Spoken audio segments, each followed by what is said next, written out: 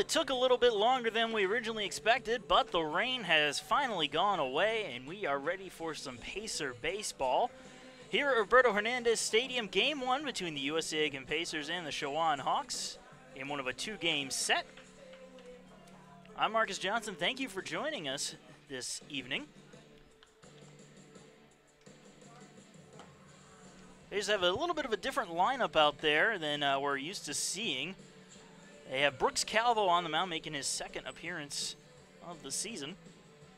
Give you the rest of the defensive lineup for the Pacers. Brian Pereira is behind the plate catching today instead of at his usual spot at first base. Instead, Connor Durden is the first baseman. Over at second base, Joey Smithers getting the start there. Shortstop is Chandler Rogers, and over at third, everything is the same with Dalton Weeks over there. In the outfield, Andre Brown getting the start in left, Jose Bonilla in center, and Niall Goings in right. Harry Marquette coming up to bat to lead things off for the Hawks. Marquette, the left fielder for the Chowan club.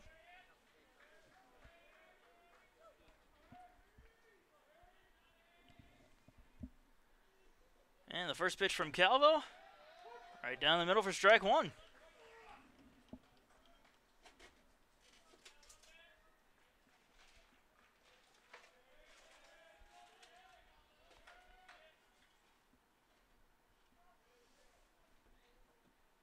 The 0-1, misses high, 1-1.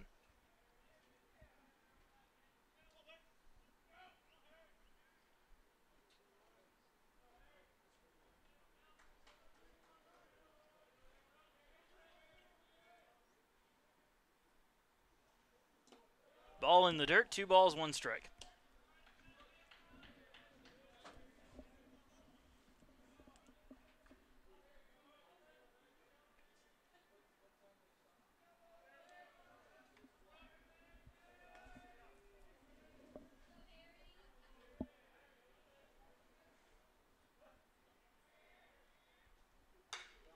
Fouled off, 2-2.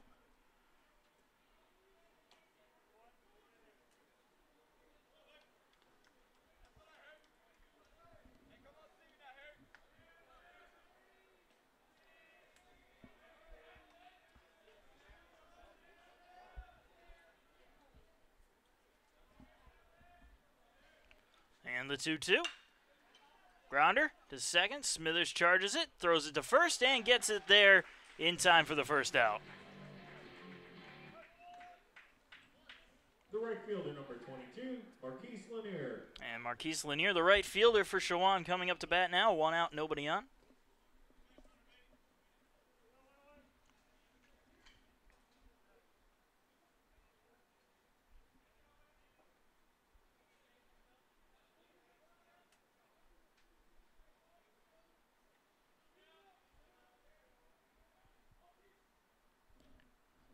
First pitch to Lanier is high and inside for ball 1.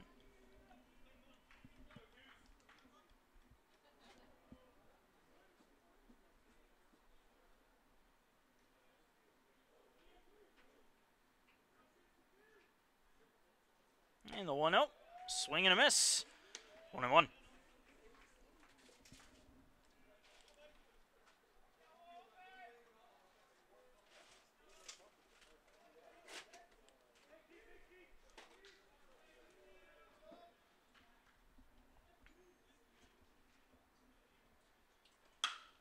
There's a liner right to Smithers at second, who makes the catch for the second out.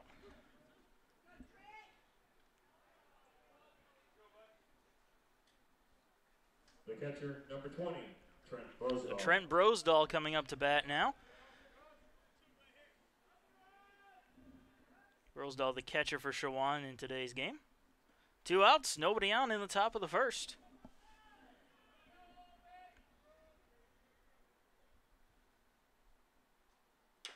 And he fouls off the first pitch for strike 1.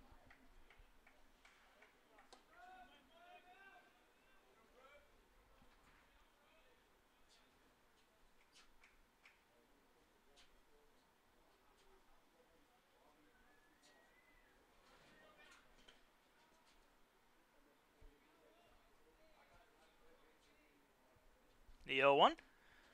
Bit low, 1-1.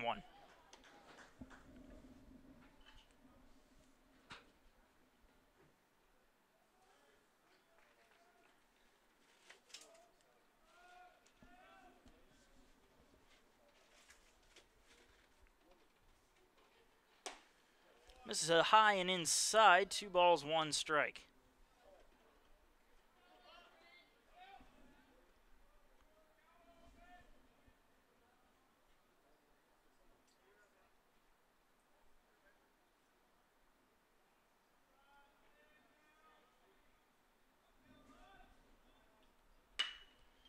There's a hopper to short. Rogers throws it to first, and that's in time for the third and final out. A 1-2-3 inning for Brooks Calvo and the Pacers. Pacer bats coming up in the bottom of the first inning in just a short bit.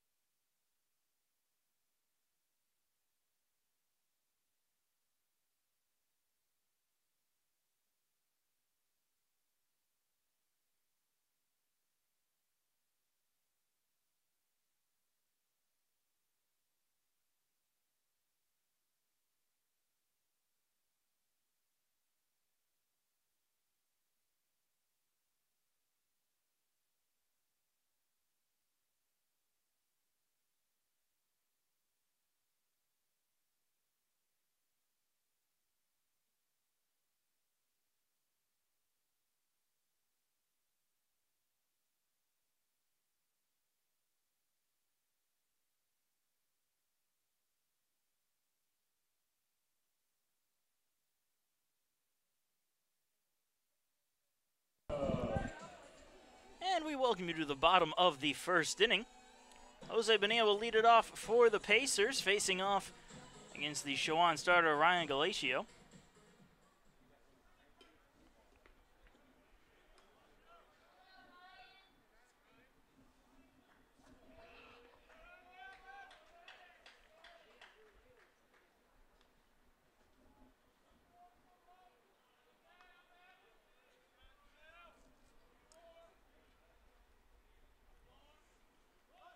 Show a bunt, pulled back, but it's over the plate anyway, strike 1.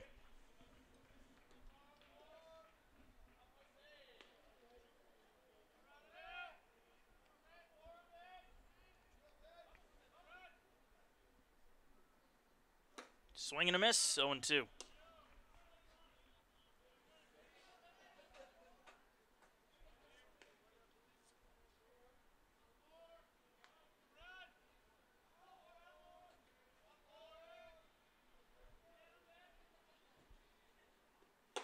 And another swing and a miss. Bonilla down on 3 straight pitches for the first out. Third baseman, number 44, Dalton Weeks. He's up Dalton Weeks.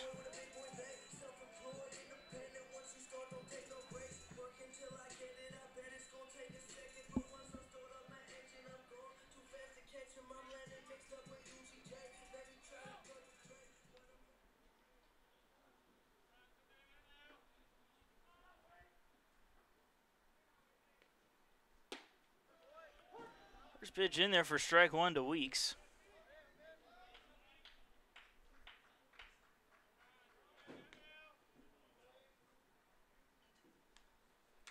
And a foul ball, 0-2.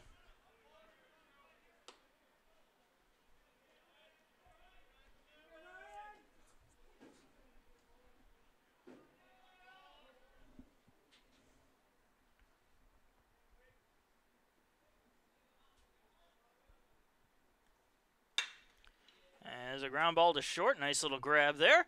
Throw to first is in time for the second out. First baseman number 30, Connor Durden. That brings up Connor Durden, who's at first base today.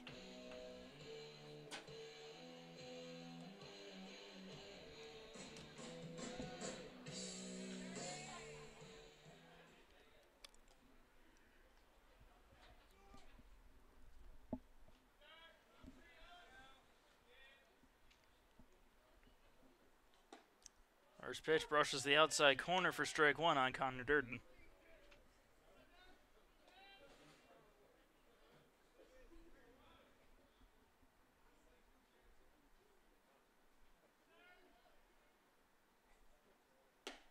Pitch high.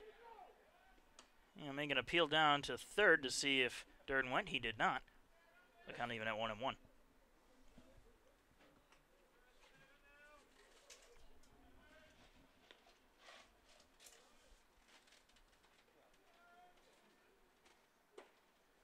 Another check swing that he did not go again. 2-1. Another appeal down to third just to make sure.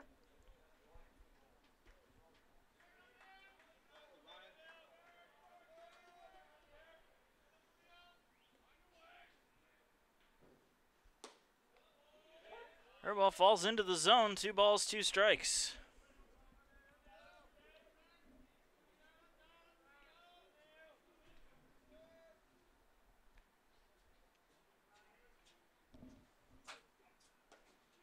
This is outside. Full count.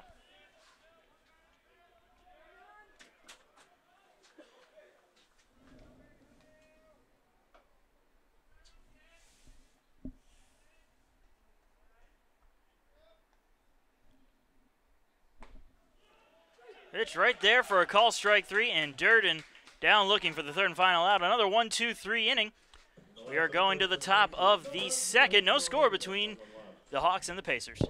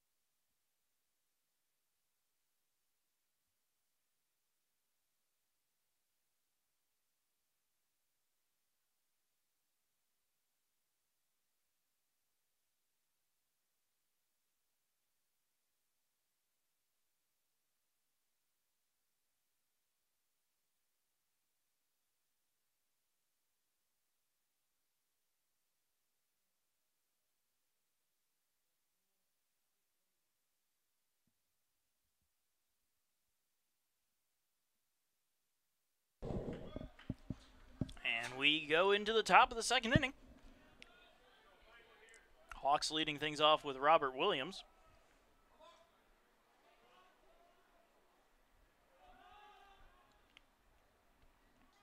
Williams, the first baseman.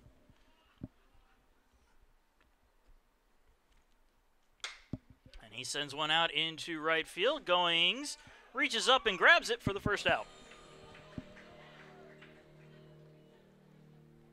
The designated hitter, number 25, Nick Rose. So the DH, Nick Rose, coming to bat now. Nobody on and one out.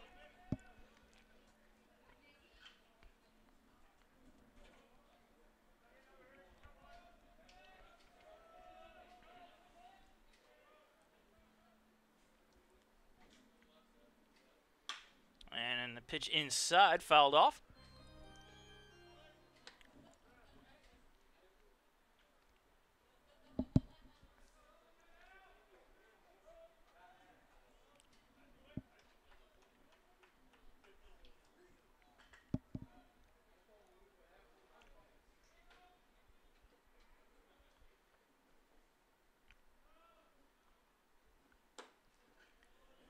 Pitch is outside for a ball, 1-1.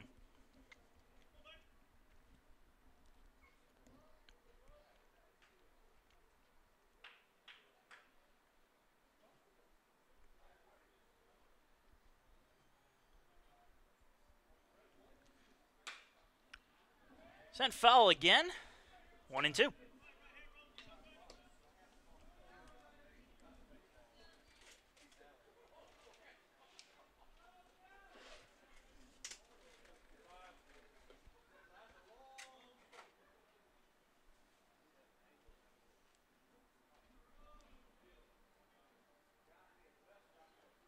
And the 1-2 pitch is high and outside, evens the count at 2-2.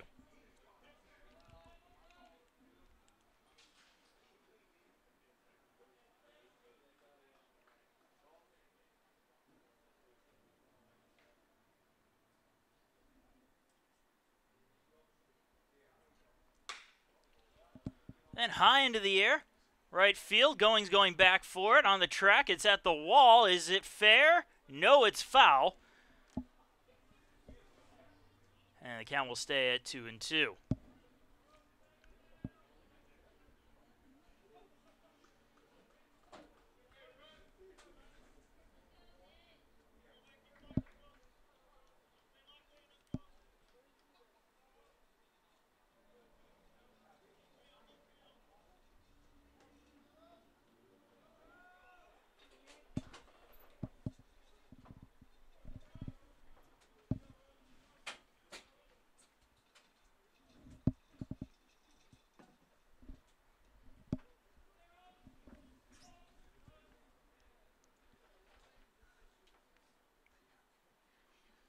And again, the 2-2.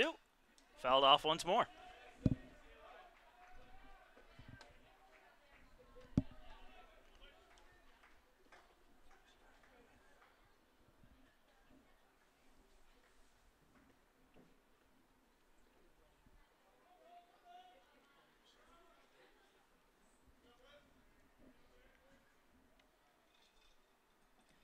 And Calvo deals to Rose. This one is hit into fair territory. Left field. Brown runs over and drops the ball. He had it in his glove and it rolled out. An E7 on the play. Looked like a surefire out. Instead, it will be runner on first with one out. The second baseman, number 4, Julian Lopez. So Julian Lopez coming up to bat, the second baseman. 1 on, 1 out. Top of the second inning.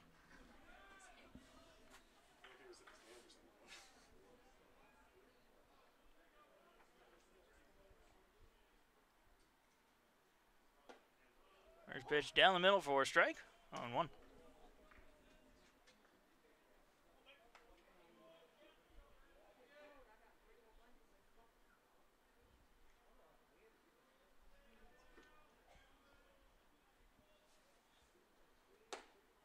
High and inside, 1-1.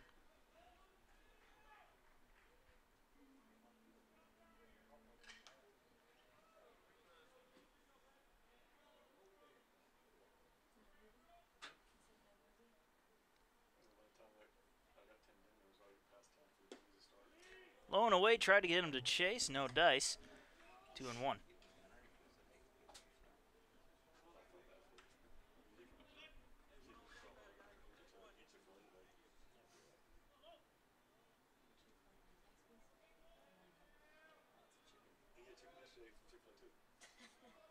Check throw over to first, not in time. Rose dives back safely.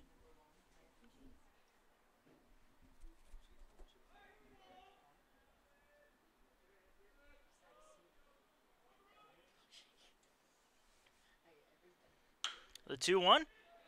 Hitting to shallow center field. Bonilla having to come in pretty far to catch that. Makes the catch, throws it into first. Lopez, Nick Rose makes it back safely. Number 5, Anthony Jefferson. So Anthony Jefferson coming up to bat, the center fielder for the Hawks in today's game. 1 on and 2 out in the top of the second.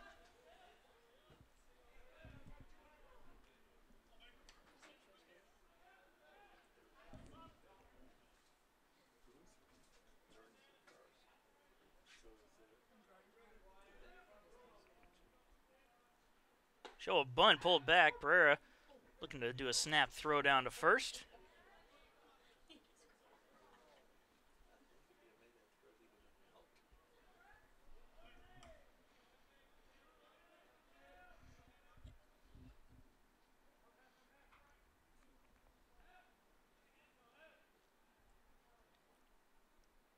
The 0-1.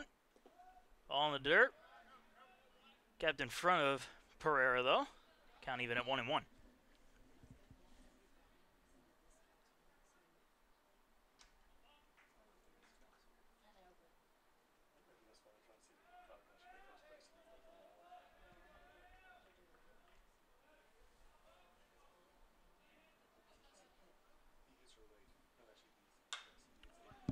Fouled off out of play. 1 ball, 2 strikes.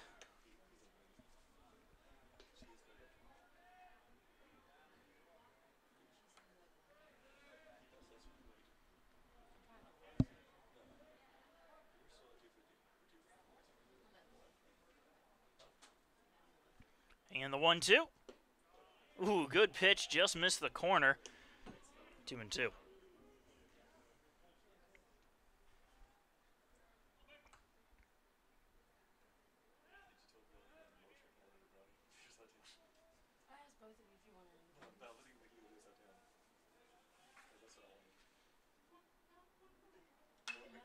Fouled off out of play again. Count stays frozen at 2 balls and 2 strikes.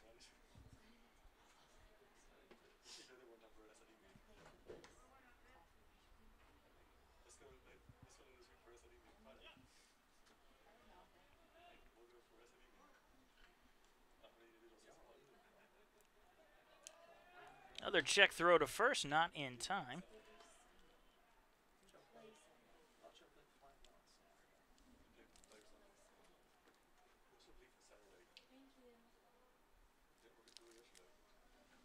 And another check throw to first. Now Pereira running out to the mound to have a quick chat with Calvo.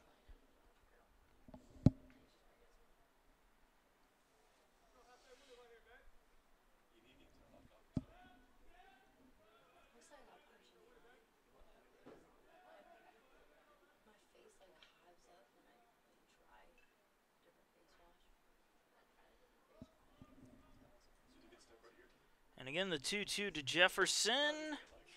In there for a call, strike 3. And Chowan leaves a man stranded, and we go into the bottom of the second, still scoreless.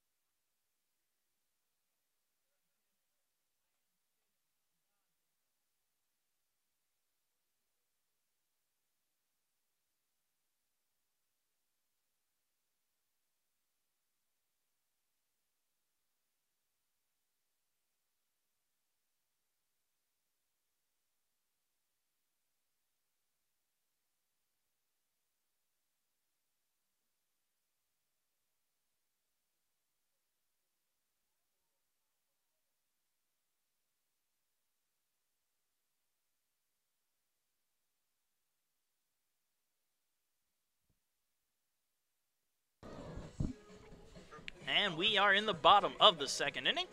No score between the Hawks and the Pacers. Niall Goings leading things off.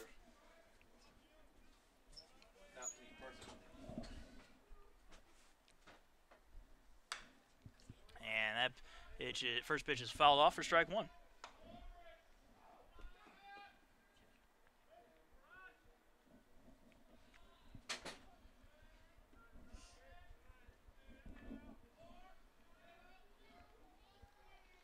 The 0-1. Fouled up and straight back out of play. Strike two.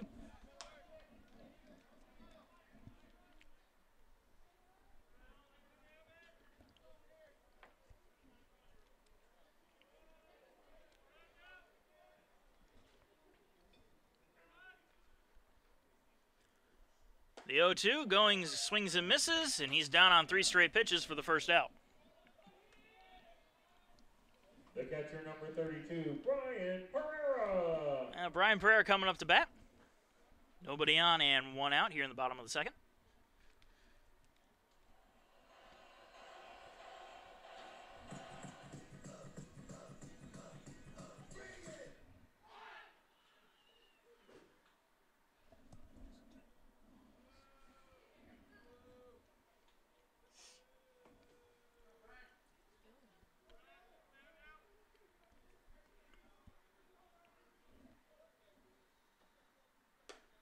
First pitch to Pereira, high and outside for ball 1.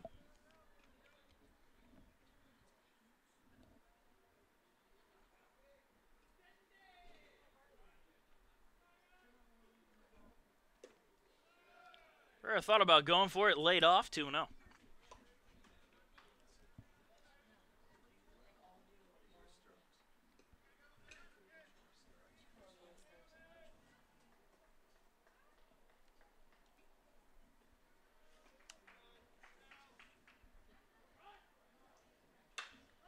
Popped up. First base side, foul territory. And that one's just going to go out of play for a strike.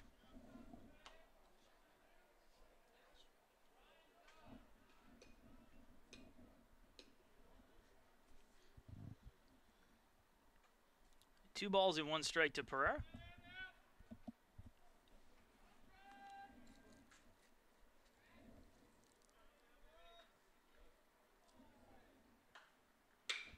Ripped down the first base side and fair. That'll be a base hit. It rolls into the corner. Pereira thinking about 2. He's going to go for it. And he will make it in there with a stand-up double. A 1-out double here in the second. The second baseman, number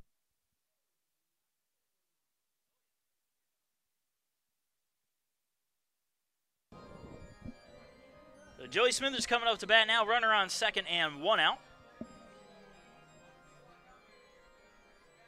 Smithers, who's played most of the year in left field, getting the start at second today. Second straight game he's done that.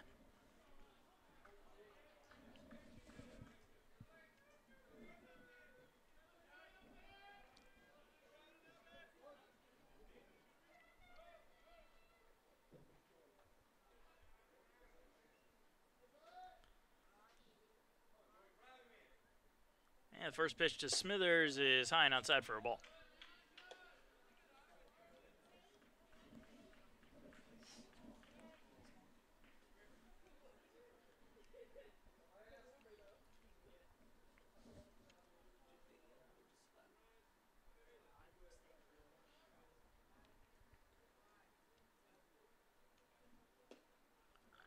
Ball low and outside, 2-0.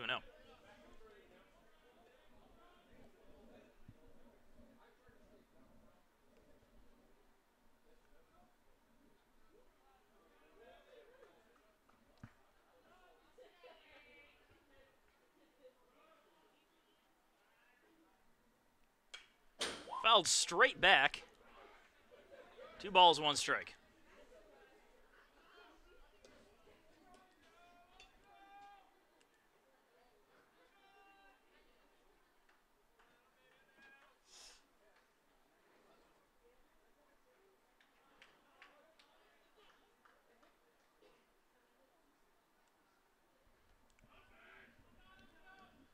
Two, 1. Swing and a miss. 2-2.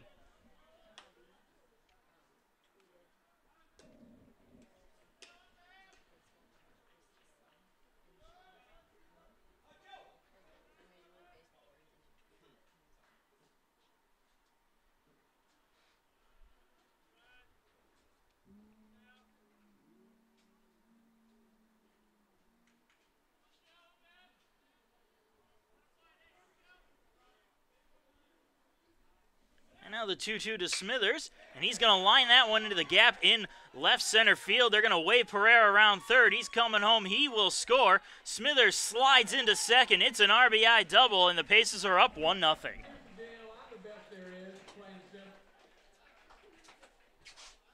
The designated hitter number 1, Phil Watcher. That'll bring up Phil Watcher. Runner on second, 1 out. Watcher the DH today.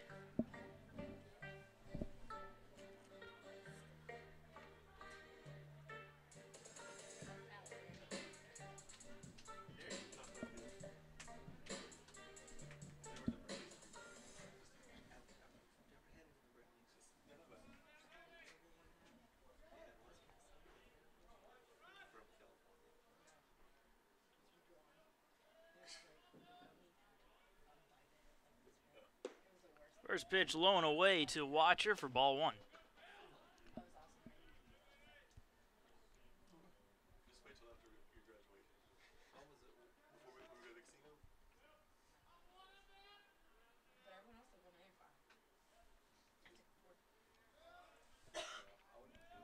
And the 1-0. Sent on into right field. Is it fair? It is. That's a base hit. They're going to wave Smithers around third. He stumbles, but he's got plenty of time as the throw comes into second. Back-to-back RBI doubles, this time from Philip Watcher. And the Pacers are up 2-0 here in the second. The left fielder number 7, Andre Brown. So Andre Brown will come up. 3 doubles consecutively for the Pacers here in the second inning. 2s are wild as Andre Brown digs in with Phil Watcher on second.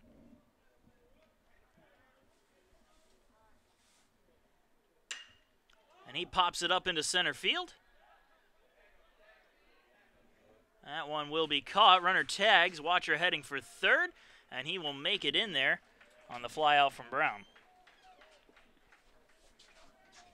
That brings up the number 9 hitter, shortstop Chandler Rogers. As we said, 2s are wild here in the second, and there's a runner on third with 2 outs and a 2-0 lead for number 2. Chandler Rogers, let's see if he can work some magic out of that.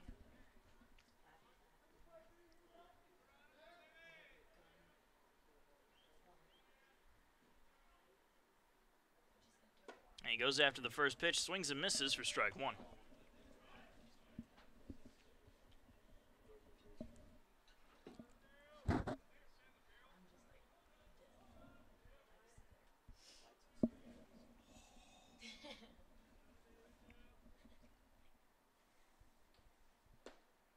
Curveball falls inside, 1-1.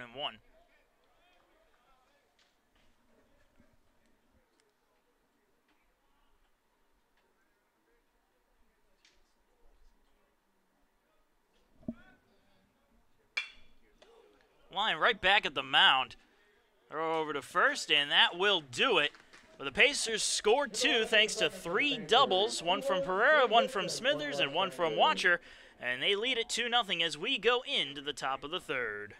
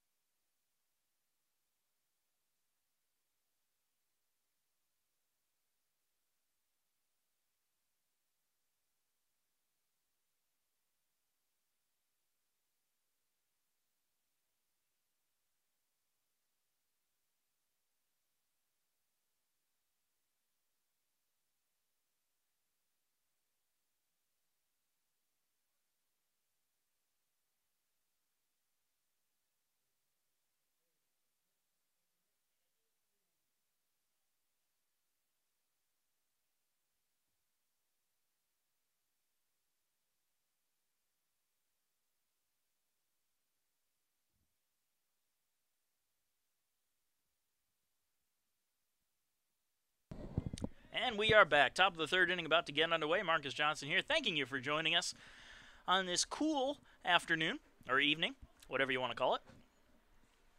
Pace is up 2-0 over the Chowan Hawks. Nicholas Lee's up to bat. First pitch in there for strike one. Lee's the shortstop for Chowan in today's game. On deck is Tyler Jones, the third baseman. He's the number 9 hitter, so almost all the way through the order.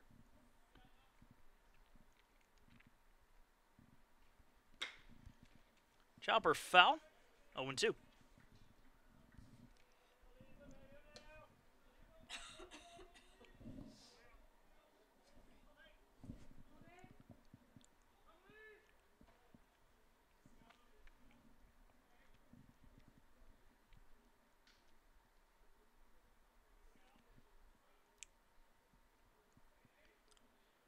The 0-2 on its way. Misses high and outside for a ball, 1-2.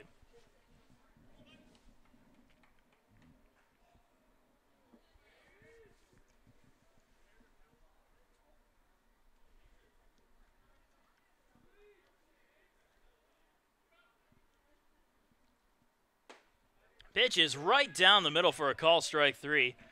Lee's down on strikes for the first out. The third baseman, number 10, Tyler Jones. And that'll bring up Tyler Jones. One out, nobody on, top of the third.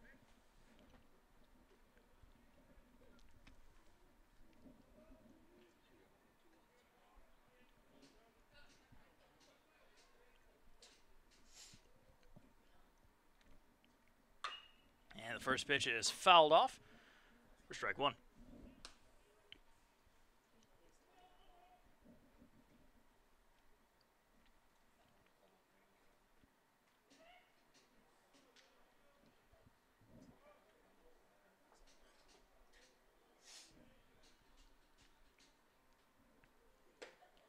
Nice pitch there, right on the outside edge, 0-2.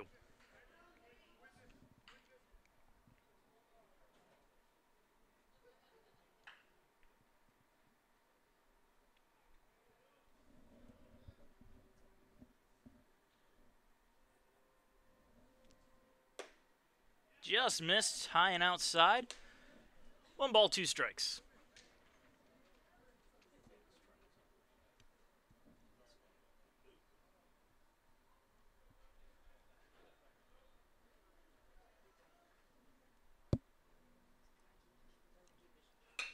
Reaches out. It's a one-hopper to short. Smithers knocks it down, to second, I should say, and fires it to first to get the second man.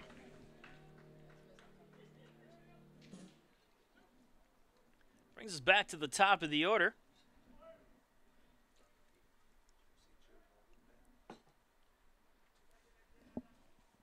The left fielder, number 21, Harry Marquette. And Harry Marquette coming up to bat.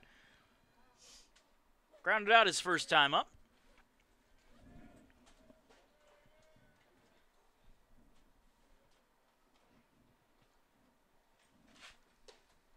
First pitch is inside for ball 1.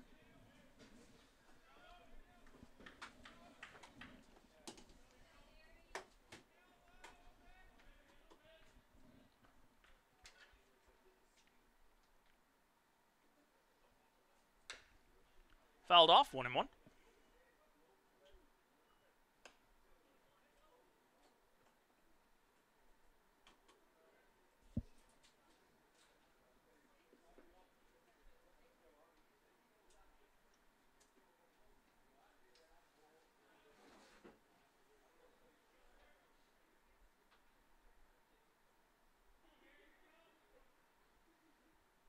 The 1-1. Ground ball, third base side. Calvo fires it to first. That's going to draw Durden off the bag and head all the way to the fence. And they're going to score that a hit. First hit of the day for Chowan. Right fielder, number 22, Marquise Lanier. So runner on first with 2 outs for Marquise Lanier. Lined out to second his first time up.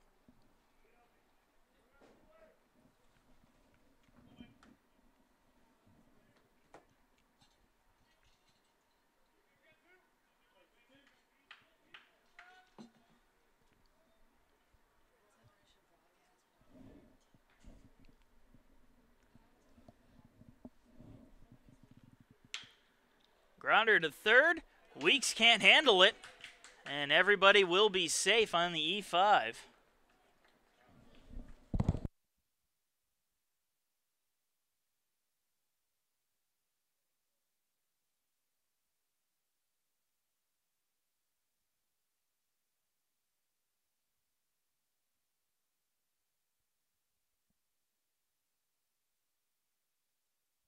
They're going to have a little meeting on the mound. Gives us a chance to thank a couple of our sponsors, including Aiken Flooring. Aiken Flooring, you can stand on us. And the South Carolina Education Lottery. When you play the South Carolina Education Lottery, you're not only taking a chance, but giving a chance. Meeting adjourns. We'll get back to baseball. Top of the third inning. Pacers up 2-0. However, Chowan has runners on first and second with 2 outs.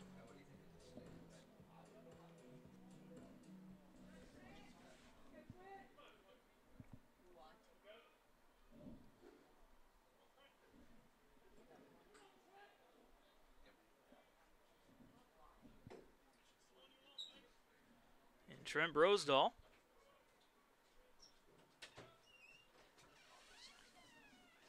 First pitch is in there for strike one.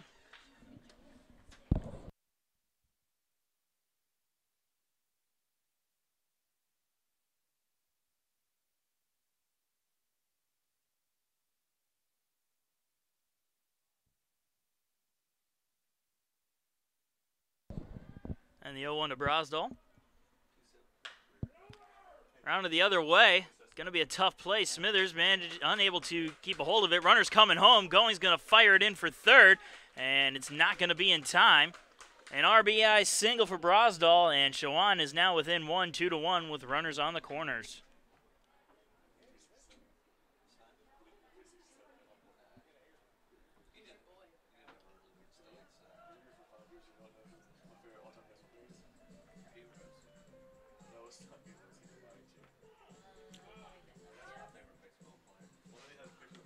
First baseman number 24, Robert Williams.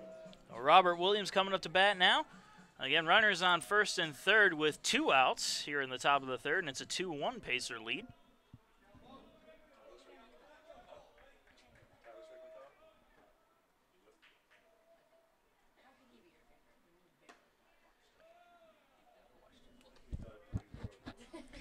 Pitch is outside for ball one.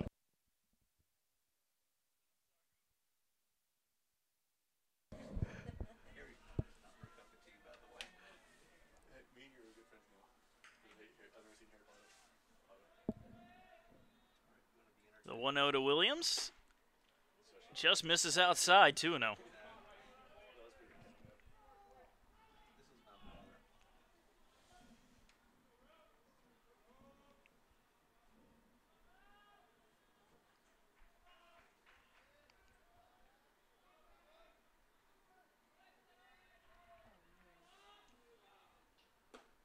Pitch right down the middle, 2 balls, 1 strike.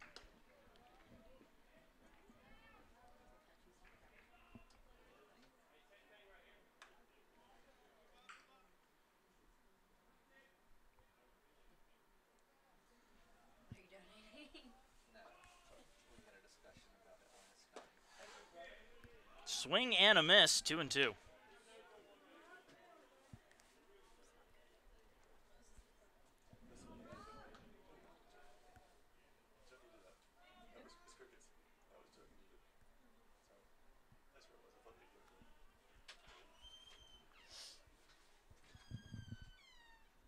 Runner takes off from first. Pitch is hit in the air, foul and out of play. Brosdahl will head on back.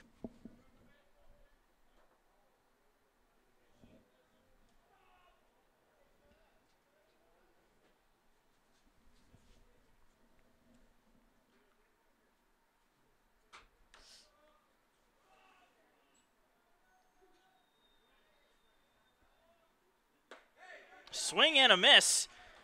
And Calvo works out of the jam. However, a run scores, and it's a 2-1 Pacer lead as we go to the bottom of the third.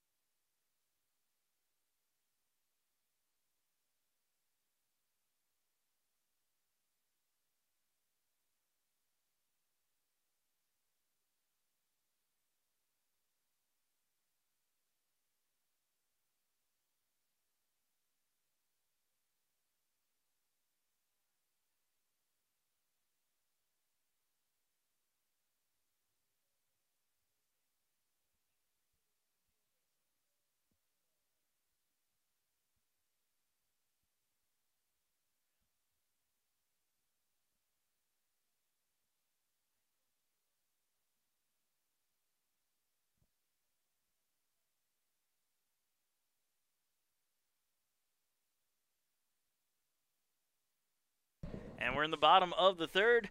Pacers up 2-1 on Chowan. And top of the order, due up for the Pacers, Jose Bonilla. Struck out his first time up. First pitch is upstairs for ball one.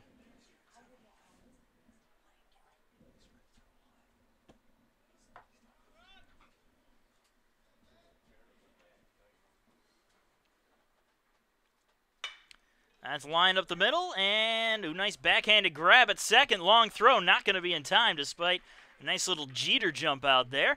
But Jose Bonilla's speed beats it out, and it's a leadoff single here in the bottom of the third. Number 44, Dalton Weeks.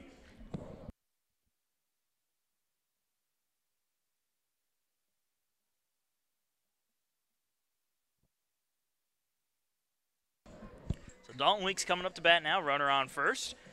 Nobody out. Weeks grounded out his first time up.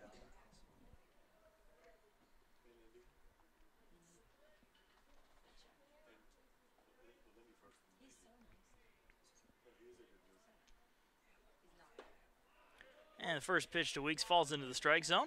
0-1.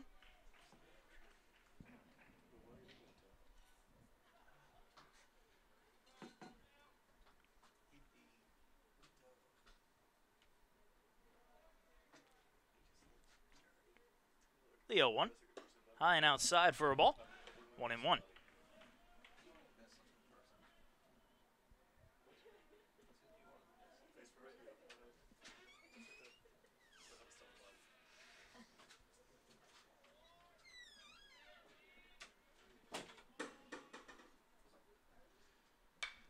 And Weeks pops that one up behind the plate. That's going to end up out of play. 1-2.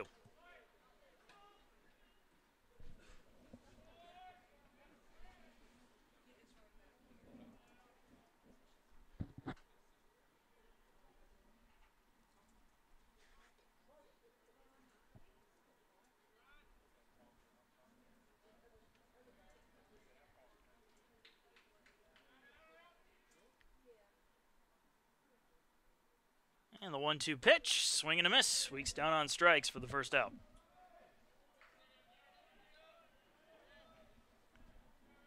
The first baseman, number 30, Connor Durden. I'll bring up Connor Durden, struck out looking to end the first, his first time up. Runner still on first base, that's Jose Bonilla. One out in the bottom of the third inning of a 2-1 ball game. Pacers leading the Hawks of Chowan.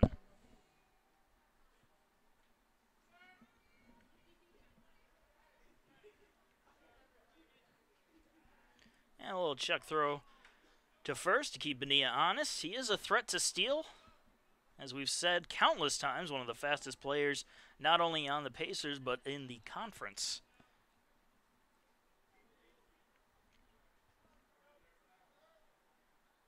And he takes off. Off-speed pitch, throw down to second is in time. And they actually catch the speedy Bonilla for the second out.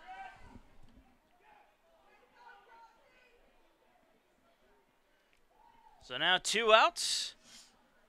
Nobody on for Connor Durden.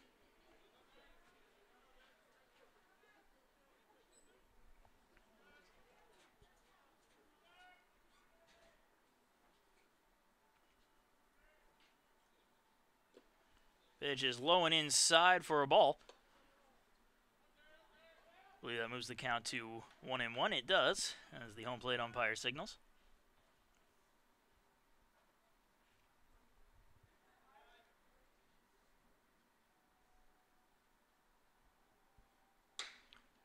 That one fouled off.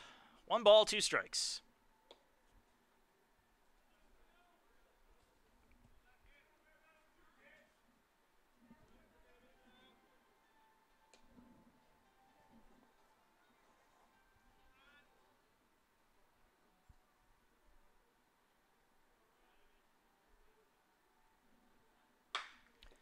Ground ball through the right side, and they should score that a base hit. Either way, that extends the on-base streak for Connor Durden. He has reached safely in all 18 games this season.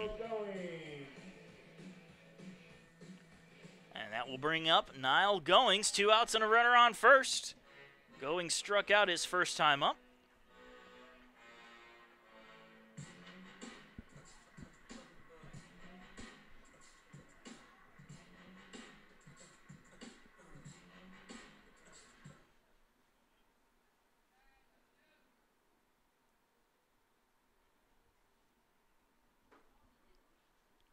First pitch to Goings. Low and inside for a ball, 1-0.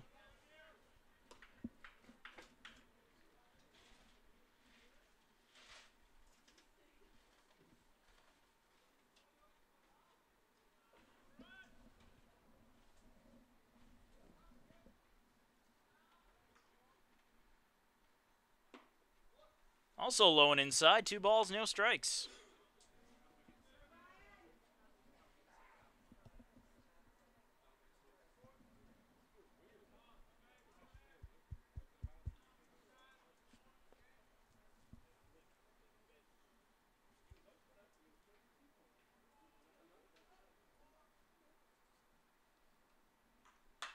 And Goings skies that a mile in the air, but it's going to end up foul and out of play for strike 1.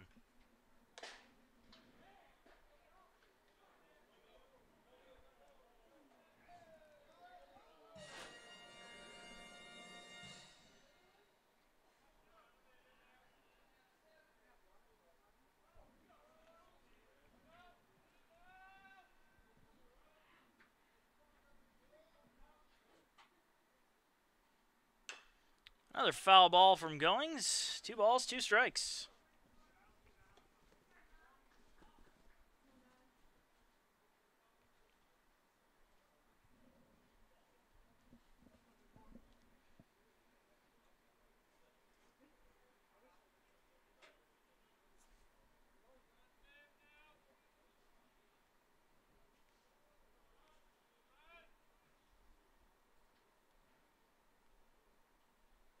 Swing and a miss.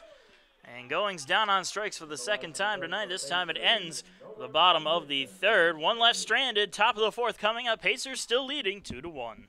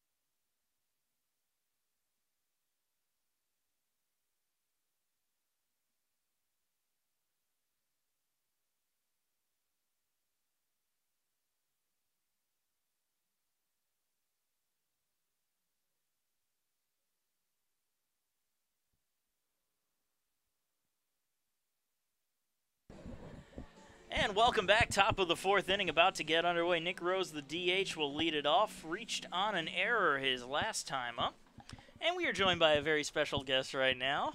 Senior softball standout, Brielle Jungblut, joins us here in the booth. Brielle, welcome. Thanks for having me. So we're going to just give you a couple questions, get you used to the broadcasting booth. Ground ball to second. Smithers has it, throws it to first, and gets the man for the first out. So obviously softball and baseball, pretty similar sports, a few differences, and other than the obvious ones, obviously the size of the ball and the size of the field, I would imagine maybe some strategy in softball is a little bit different than strategy in baseball. Why don't you just kind of go over maybe what you believe are some of the differences between these two sports? Definitely the pace. I feel like the pace of softball is so much quicker than the pace of baseball. I feel like we could play 2 games in the one game that they play every day. Well, you're not wrong. I can tell you from experience, there are times when softball will be going on for your doubleheader, and baseball will still be in the 7th inning by the time you guys are done with the second game. Yeah, it's crazy. I don't know how half the people stay out here the whole time. A line drive into center field. That'll be a base hit for Julian Lopez. Lopez aboard, now 1 for 2 today. The center fielder, number 5, Anthony Jefferson. That brings up Anthony Jefferson, the center fielder.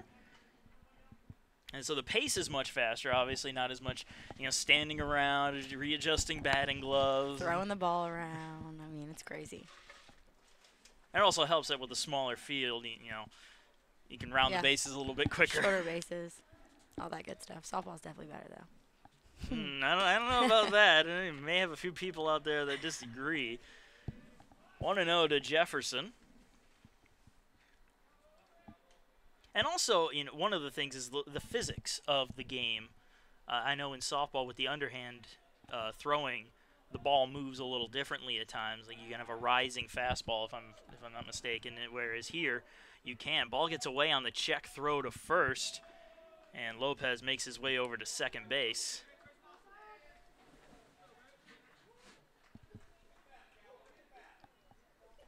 All right, Brielle. So we've got a question for you. My goodness. You're one of the fastest, if not the fastest, on the softball team. I'm going to go with I'm the fastest. But okay, you're the fastest. Jose Bonilla is the fastest, or one of the fastest, on the baseball team. Correct. In a foot race, who would win? Let's just say it's a 100-meter dash. Well, considering he just got thrown out at second, I haven't been thrown out once this season, I'm going to go with me. You just jinxed yourself. you really just jinxed yourself on that one. But all right, well, we may have to test this this theory someday. No, I'm just kidding. He's absolutely so fast. I think maybe if he gave me a head start, but otherwise, I think Jose would definitely beat me. I do really want to see that. You see a. That's a lot to swallow, though. I just swallowed my pride a little bit, saying someone's faster. Okay, we'll give you that one. 1-1 to Jefferson. Runner on second with 1 out.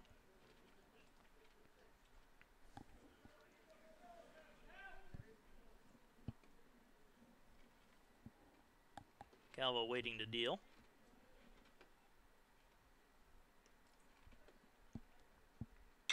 And that one's sent the other way. Hooking foul and out of play into the Hawks bullpen.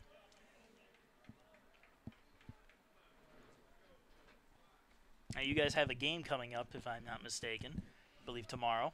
Yep, we play Coker at 3 and 5 at J.H. Thatcher. And we'll be here, hopefully, at 6 o'clock for the baseball game. Let's see which one finishes, or which finishes in the shortest amount of time.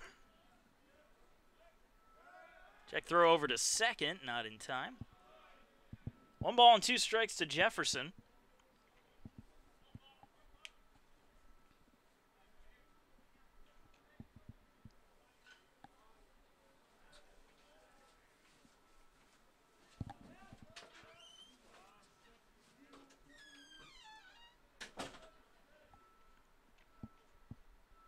Ball in the dirt. Pereira blocks it. It'll keep the runner right where he is.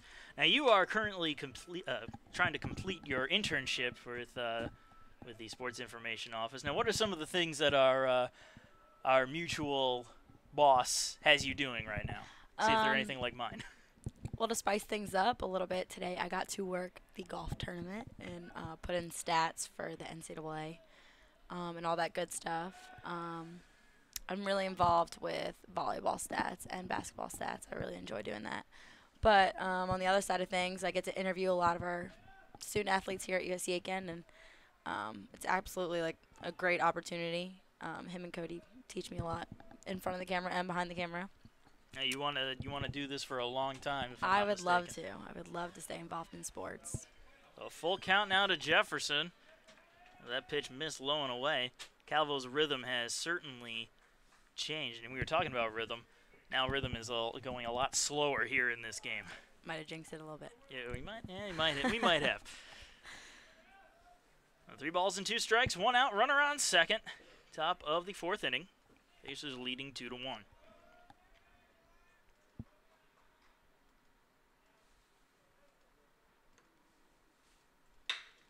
There's a ground ball to short. Runner will advance to third. The throw to first is in time for the 2nd out.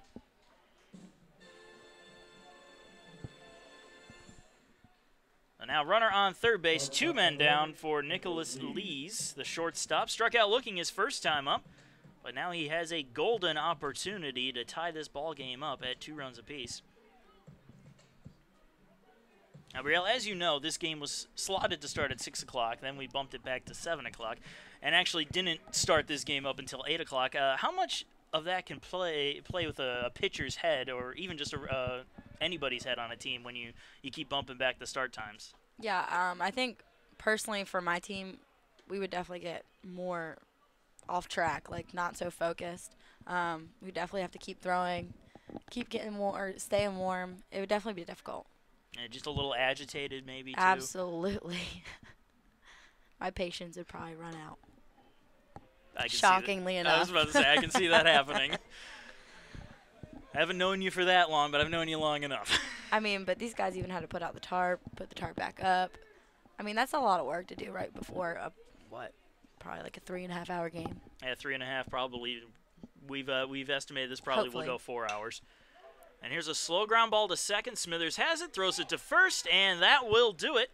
Calvo gets out of the mini jam and ends the top of the 4th, still holding on to that 2-1 lead. Pacers coming to bat.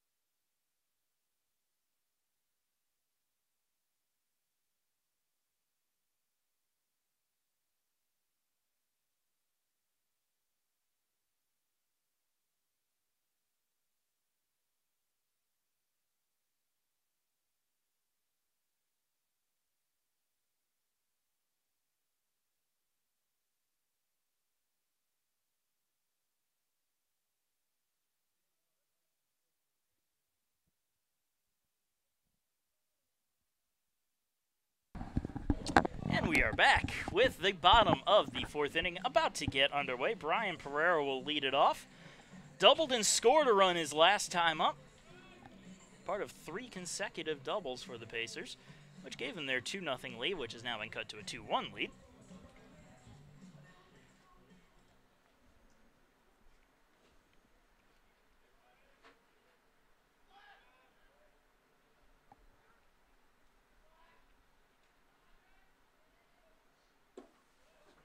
And the first pitch to Pereira, low for ball 1.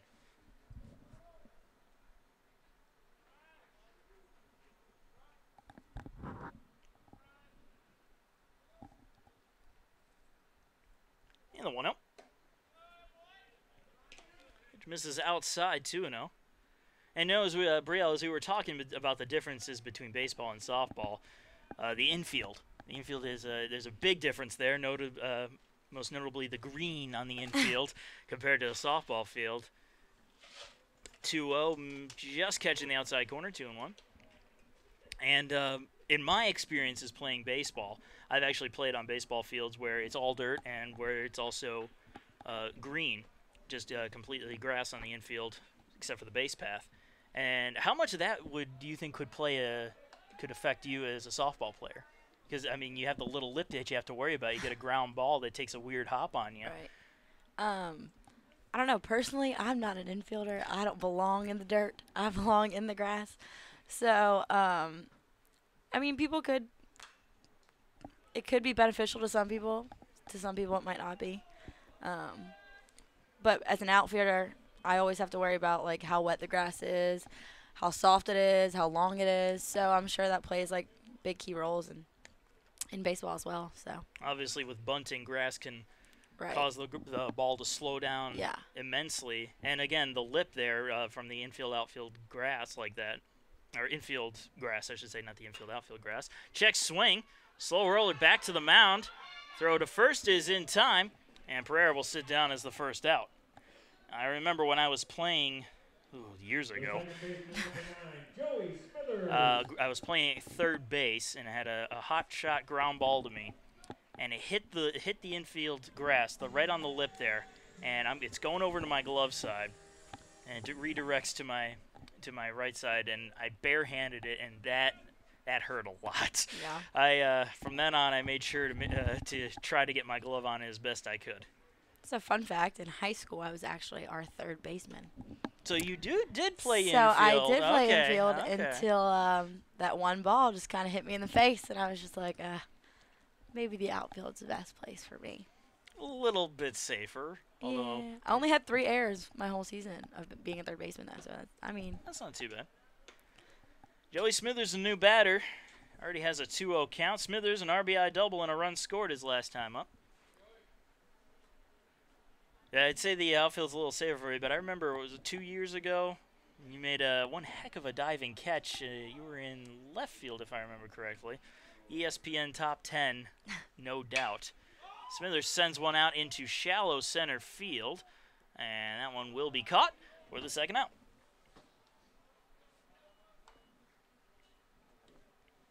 The designated hitter number 1, Phil Watcher. That'll bring up Phil Watcher, the DH. An RBI double his last time up. 2 men out and nobody on here in the bottom of the 4th inning.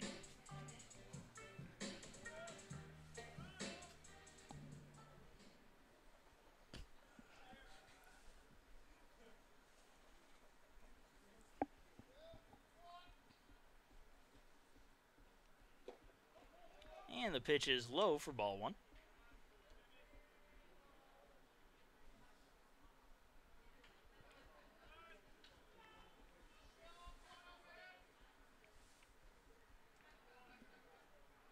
A 1-0 on its way. And therefore a strike, 1-1.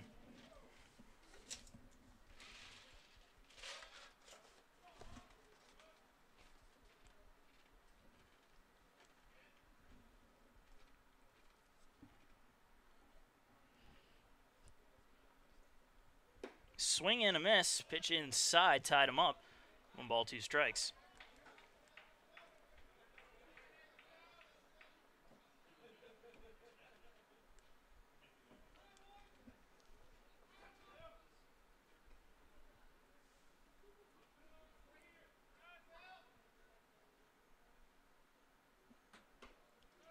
Outside, 2-2.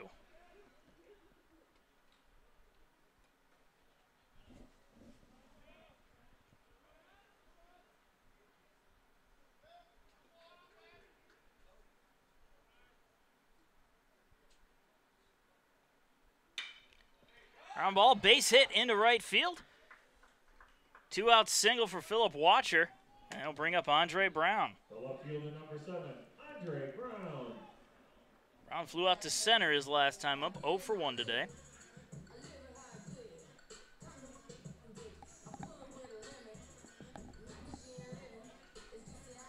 I see you like his walk-up song. So every day you hear a baseball player walk out to Rihanna, so. Okay, I mean, you got a point there. You do have a point there.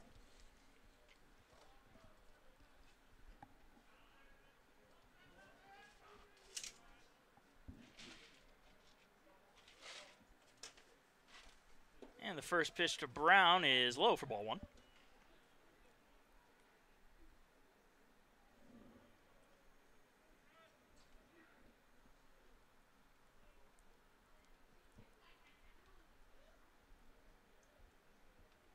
And a check throw over to first.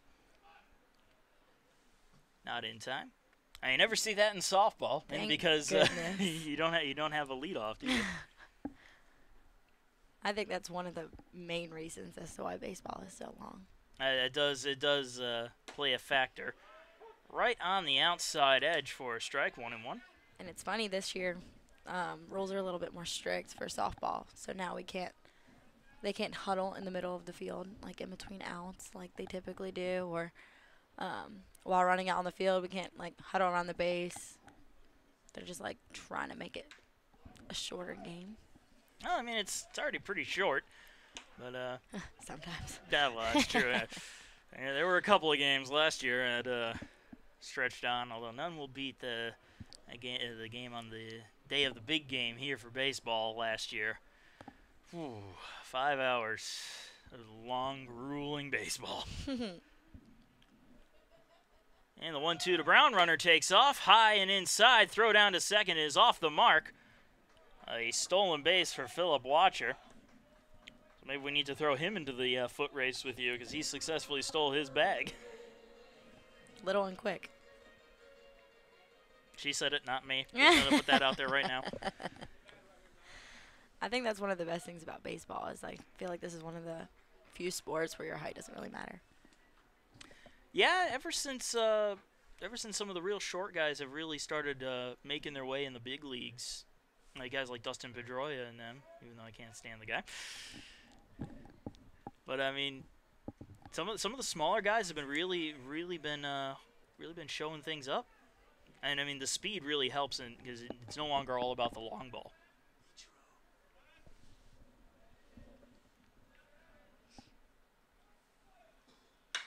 And Brown pops it up.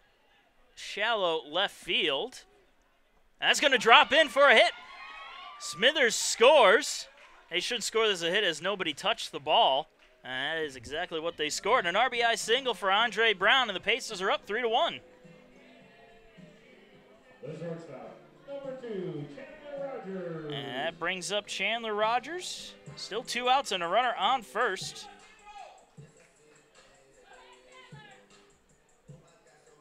That was just, he was going at it at a bad angle there. He had to reach around his body, basically spin around. Yeah, personally, as an outfielder, I would hope my left fielder would call me off. Call my shortstop off. Sent out into center field. And that one will be caught for the third and final out. But a run scores, and the Pacers get back their 2-run lead. They lead it 3-1 going into the top of the 5th.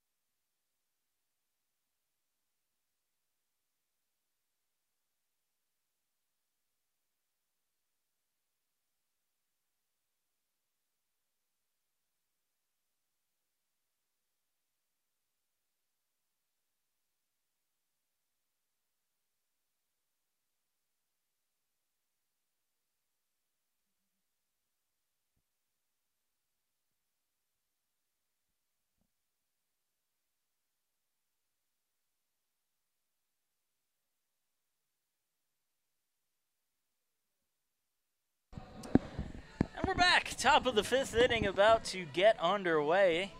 How do you feel about trying some play-by-play? I really don't want to disappoint my fans. All right. We'll give you a pass for this half inning. Maybe the bottom half we'll go ahead and have you try it out. But Tyler Jones will lead things off for Chowan as they trail the Pacers 3-1. First pitch low and away for ball one. New pitcher on the mound for the Pacers, Jacob Rye. Comes in for Brooks Calvo, who went 4 solid innings, 1 run on 3 hits, and 3 strikeouts. Pitch right down the middle for a strike, 1-1. See, it's not that hard. You just have such an act for it. Nah, okay.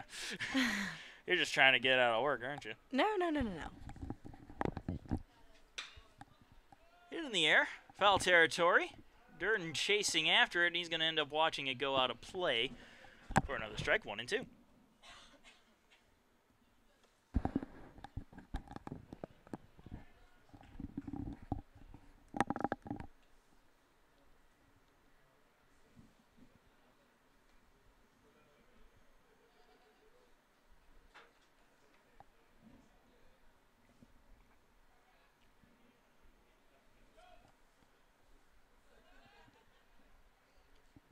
And the 1-2 pitch just misses low. 2 balls, 2 strikes. You seem to disagree with the call. You think that was a strike? Especially on a 1-2 count. You can't let something like that go by. 2-2 on its way. Fouled straight back. Count stays frozen at 2-2. In that kind of situation, you expect batters to protect the plate, protect the zone. Very aggressive. Even if it's not their pitch, if they're a good enough hitter, they can make contact with it, foul it off. Right.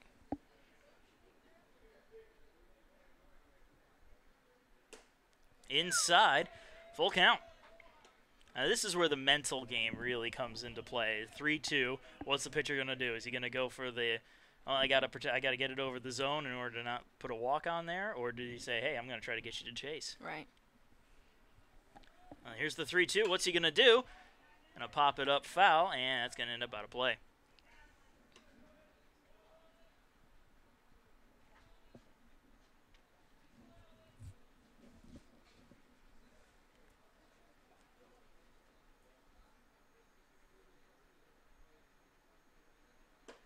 Brushes the outside corner for a call, strike 3. And that will sit down Tyler Jones for the first out. Brings up top of the order. 21, Harry Marquette coming up 1 for 2. Singled and scored a run his last time up. A position you're very familiar with, top of the order. Usually you are the leadoff batter for the softball team. And first pitch is fouled off for strike 1. Another thing I always enjoyed about softball is on a walk, when nobody's paying attention, you make your way down to first, and all of a sudden you're taking off for second. That's another specialty you have. Yeah, it's probably one of my favorite things. You just have to make sure you don't come back and touch the bag. Make sure nobody's paying attention as well. You don't want to get caught. Hey, that would be bad. I like being in pickles, though. I think it makes the game fun. You actually like being? Yeah. That is the first time I've ever heard somebody say that. Base running is my favorite part of the game. Oh, it's my favorite part too. You know, when I have a clear lane to my bag and then a clear lane home, no ball coming in that I have to avoid. That is the first time I've ever heard that. And the 0-2 in the dirt. Doing the softball cheer. Old habits die hard, I guess. Very much so. I mean, you're all outside. Even with the protective fencing, you don't even bother using it. You just sit outside the dugout and you scream all your chants and everything like that. Makes it a very different game. Very different game. I mean, what other sport really cheers? I mean, they cheer in the dugout in baseball. It's not the same. But I wish softball did that. well, I mean, it's a little safer. 2-2, swing and a miss, tied him up with an inside pitch. And Marquette down on strikes. It was definitely like a defensive swing. I was hoping to make contact. Didn't want to swing, but it was already too late.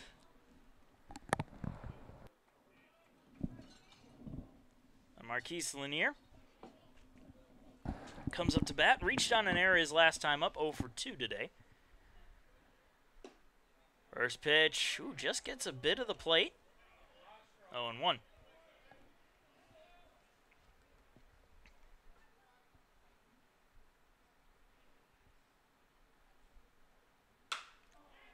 Sent high in the air. Shallow left field, and Rogers is there to make the catch for the third and final out. A 1-2-3 inning, bottom of the fifth coming up, and we will be right back.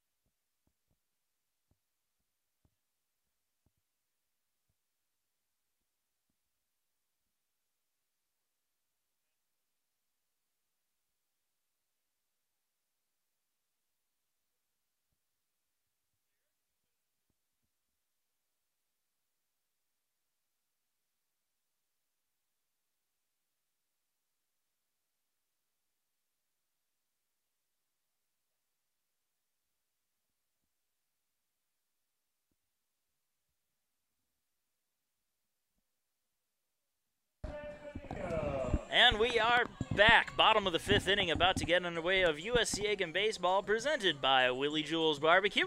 Every dish is served with a side of Southern hospitality, so stop on in and tell them Pacer Sports sent you. Sound like you rehearsed that.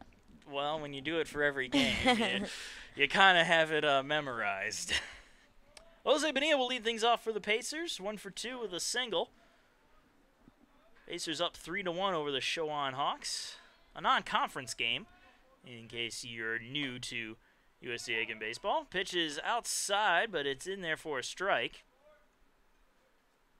Either that or Bonilla couldn't hold back his swing.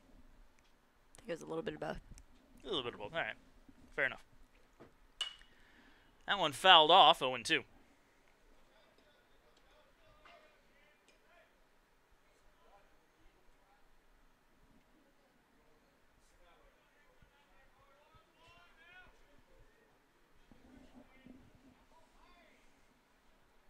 And the 0-2 on its way. That one missing outside. A curveball that did not want to curve. 1 ball, 2 strikes.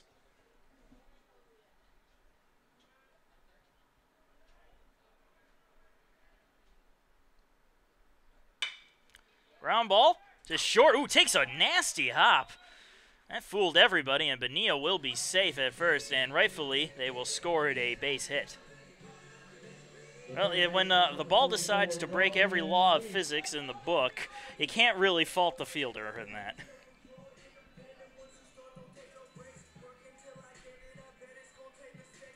So Dalton Weeks will come up to bat now, 0 for 2, runner on first with nobody out. And Bonilla has been caught stealing once, so we'll see if he decides to risk it again. There's a close play at second base, so he may try. I don't know, we'll see.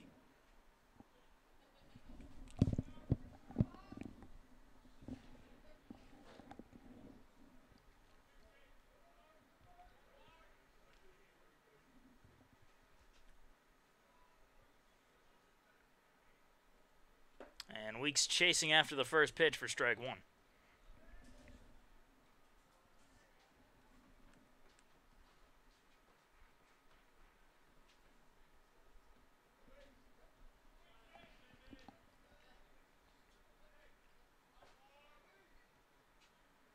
And just a simple check throw over to first. I say simple, but going back to last year, Joey Benitez had a similar pickoff move. It didn't look flashy, didn't look like it was going to get anybody, but it got a lot of people. Swing and a miss from Weeks. Ball gets away. And I don't think Bonilla knew it got away. Otherwise, he would have taken off. And he's headed back to the bag.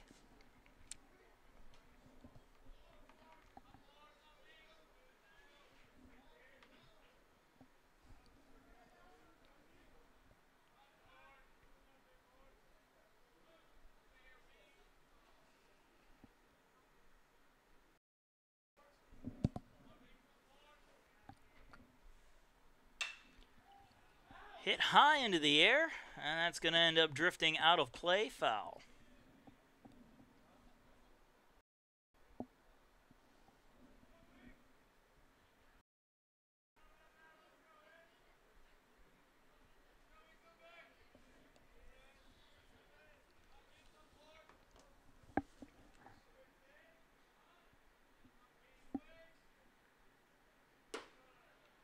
Missed with that pitch. 1 ball, 2 strikes to Dalton Weeks.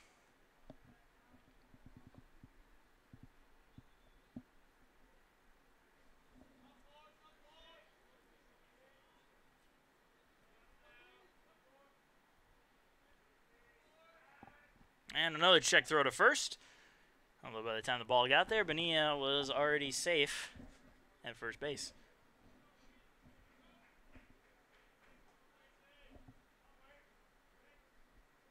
And he goes. Bonilla takes off. Throw down to second is not in time. This time a stolen base for Jose Bonilla. Weeks, however, strikes out. A 1 away with a runner on second. That brings up Connor Durden. Extended his on-base streak to 18 games his last time up with a single. Runner on second at 1 out in the bottom of the 5th inning. 18-game hitting streak. Well, on-base streak. On-base streak, okay. That's amazing. That's pretty good. Beats mine from last year, so. Check swing. Did he go? Yes, he did. Third base umpire confirms, so 0-1 the count. I just got to start a new one. Oh, yeah. I think I'm waiting for conference play first. Oh, that's the best time.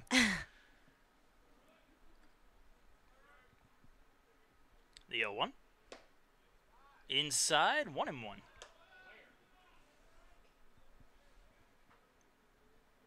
Yeah, it seems like with the softball team, you guys start really heating up as the season goes on. Start out slow, but that happens to a lot of teams, and then turn it on the second half of the season. Try to make it into conference play, conference tournament. Yeah, I think we definitely play up to our competition. And that pitch is high for a ball, 2-1. That's not necessarily a bad thing. I mean, it hurts when you play a weaker team because it's a team that you should beat, and all of a sudden they're beating the crap out of you. Yeah, we're kind of off to a slow start, but I have high hopes that it'll come. No, we all hope. We're all being patient, so. Trust the process. Pitch is low for a ball. 3 balls, 1 strike to Connor Durden. Durden is one of the more dangerous pacer hitters. Top of the team in home runs, second on the team in RBIs.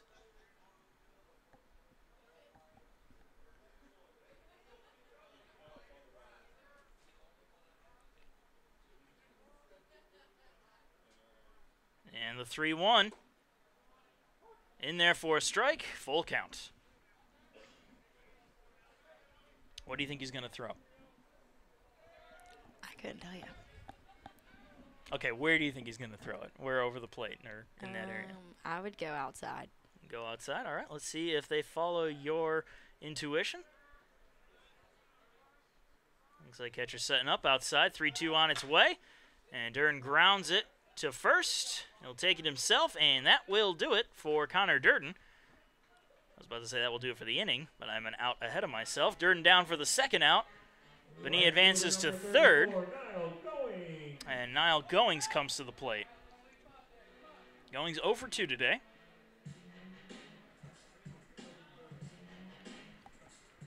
Pair of strikeouts on the day for Goings, but a runner on third with 2 outs. Trying to add on to this Pacer lead.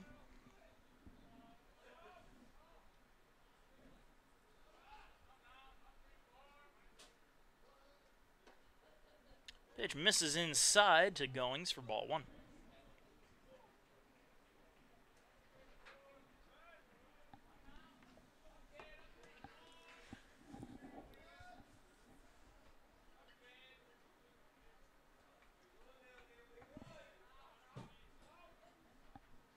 The 1-0. Owings sends it a mile in the air, but not very far. Center field. And that is where it will be caught. Goings just missed that one. You can tell he wanted a homer out of that, but he will sit down as the third and final out as we go into the top of the 6th inning. Pacers still up 3-1.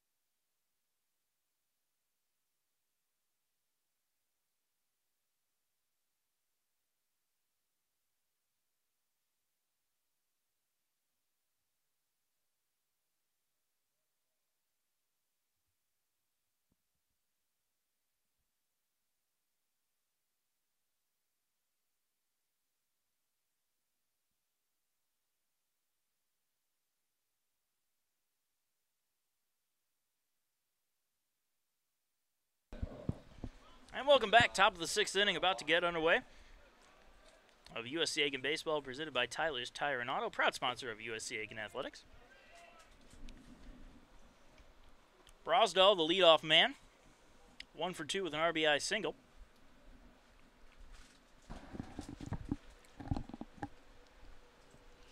The 1-0 on its way, and misses outside, 2-0. Doesn't seem to like that outside corner. Not much. It's my least favorite spot as a batter. That actually was one of my favorite spots. I like it nice and inside. Well, you're a slap hitter too, so I can imagine trying to reach outside. You couldn't put it where you want to put it. Yeah, the umpire's been super strict on our foot placement. So that outside pitch is really getting the best of me this year. Well, I mean, you work on it at the cage. Oh, trust me, I have been. Well, there you go. Sign of a good athlete. 2-1 on its way. That one goes right down the middle for a strike. Also like that one. I mean, who doesn't Inside like or right that down one? the middle? Who doesn't like the one right down the middle? I'll tell you, the guy with the 0-2 count who doesn't swing.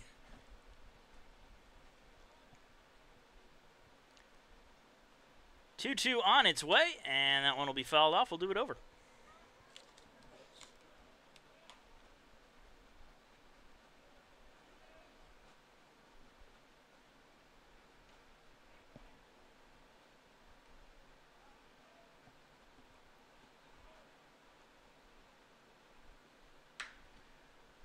A little blue pop fly.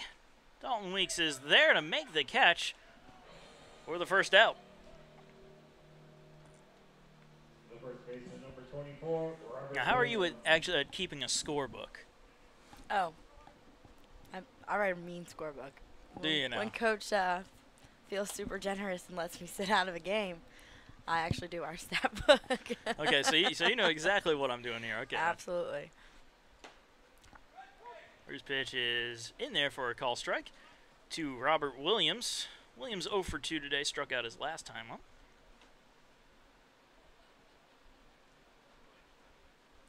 It's kind of been a trial and error thing with me on keeping an accurate scorebook. Right there for a strike, 0-2.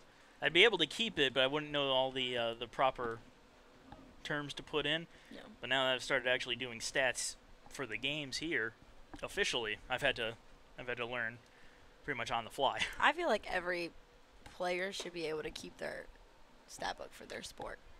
I feel like it's something that they should learn. Yeah, I can understand that. Yeah. I taught myself. Well, it's easier with the games like baseball and softball because Right. it's one pitch at a time. Swing and a miss there from Williams. He's down on strikes for the second out.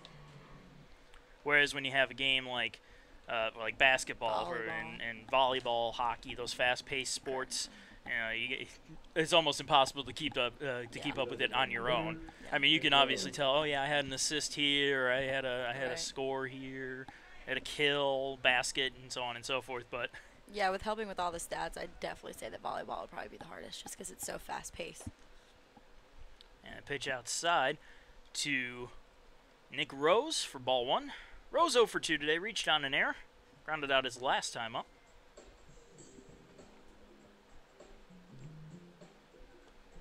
Volleyball, one of the more underrated sports, I think, here at USC Aiken. We have a very good volleyball program, constantly contending for not only the Peach Belt Conference, but the region championship. And second pitch there for a strike, 1-1 to Rose. And they just, sadly, not enough people give it the credit it's due, I think. I think over recent years, it's become more popular, especially here at USC Aiken. And that's a good thing, too. I mean, when you're winning, obviously people want to come out for that. Yeah. Volleyball team had a school record winning streak this year. 21 games, if I'm not mistaken. I'll have to double check that. Fouled off. 2 balls and 2 strikes to Nick Rose. Longest winning streak for any women's sport here that they had. Softball's got to step up its game. We are trying, I can promise you that. That's all I ask. And if you beat the streak, that's just a bonus. Yeah.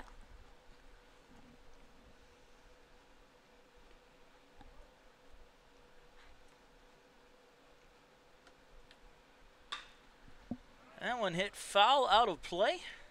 Count staying right where it is at 2-2.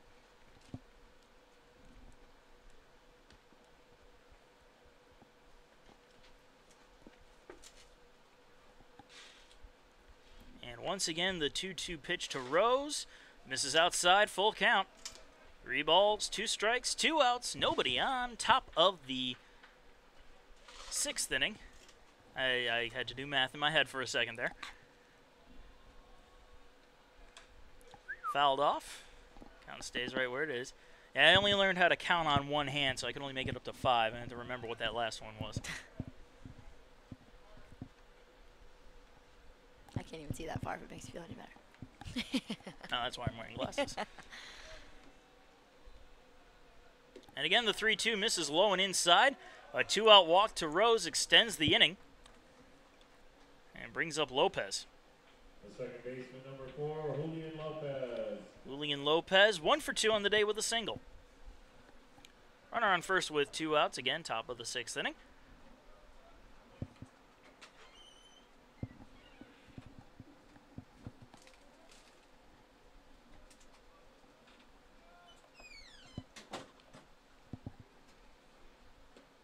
First pitch missing low and outside for ball 1.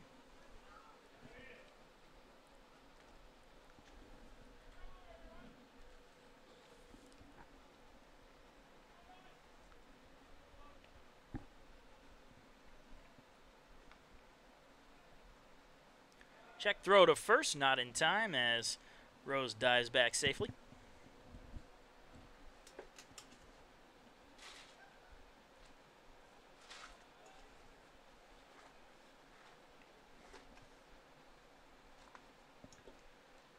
Ball in the dirt, 2-0.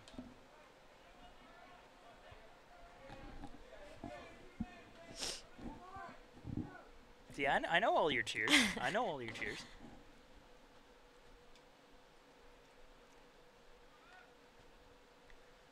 2-0 on its way. That one finds the strike zone. 2 balls, 1 strike.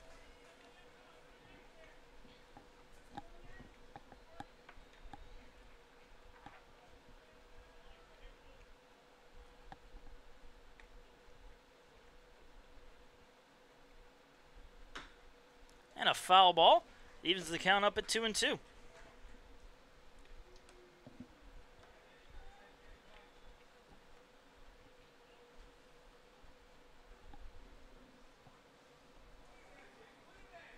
Two balls, 2 strikes, 2 outs. Runner on first, top of the 6th inning. Julian Lopez up to bat.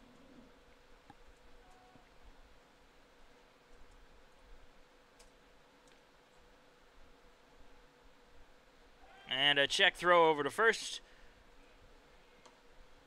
Not in time.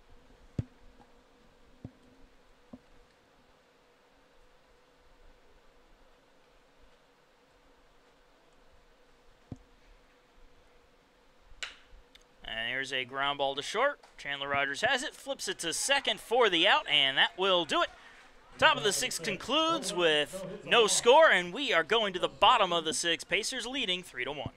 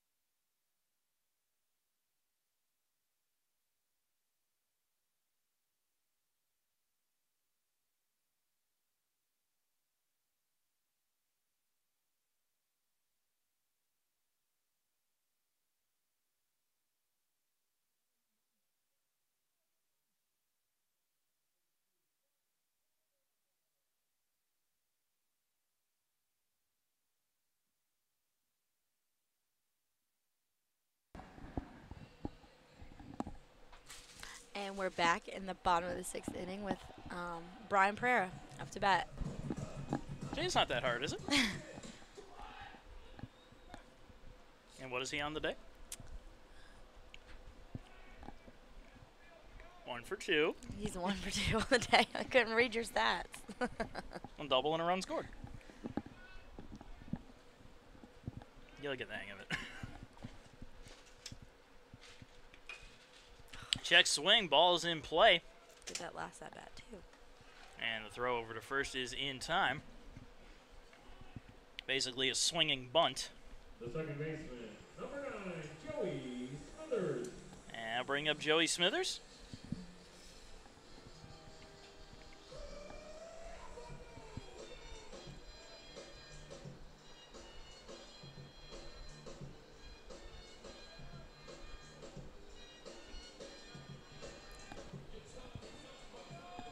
What's he on the day? Joey Smithers is 1 for 2 on the day. And what did he get? He had a double with an RBI. And a run scored. Slowly but surely we're getting you there. Smithers with a 1-0 count.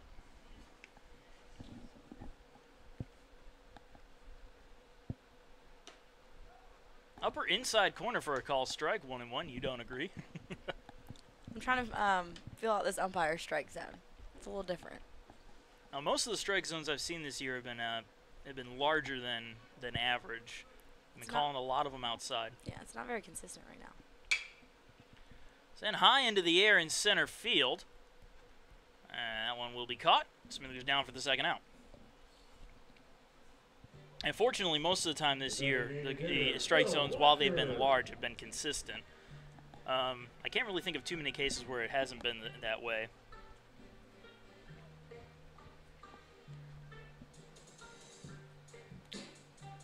Philip Watcher comes up to bat.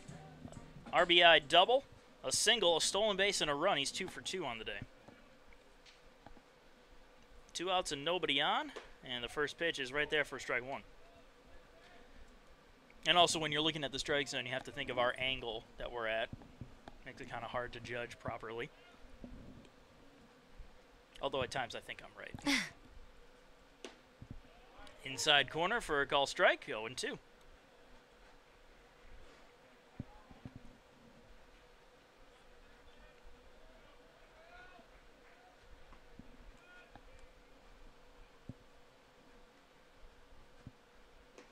Oh, 2 low and away, 1 ball, 2 strikes.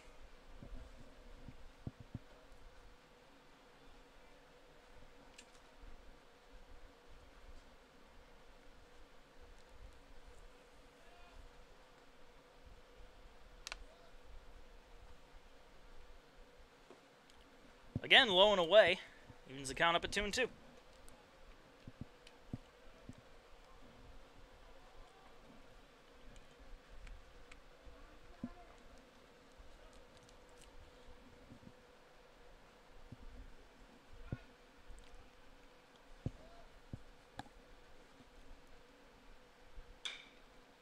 Sent foul, spoils the pitch, keeps the count at 2-2. And then we missed you guys at the filming of Pacer Sports Live yesterday. Usually, softball team comes out in droves, but you had to have a game. Trust me, I would have much rather been here. It's kind of cold in Tennessee, believe it or not. Well, I mean, it is a little more north than us. 2-2. Again, low and away. Full count to Philip Watcher. Works his way back from 0-2. Of course, then again, your version of cold and my version of cold, a little different. Maybe. I mean, you spend a lot of time in Philly, though, don't you? I do. Okay, so you especially during the coldest time of the year, so. Yeah, you merely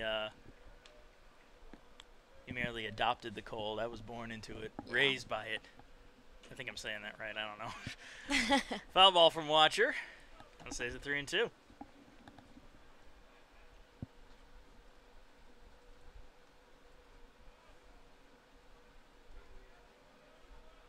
Actually, I lie. I was born in May.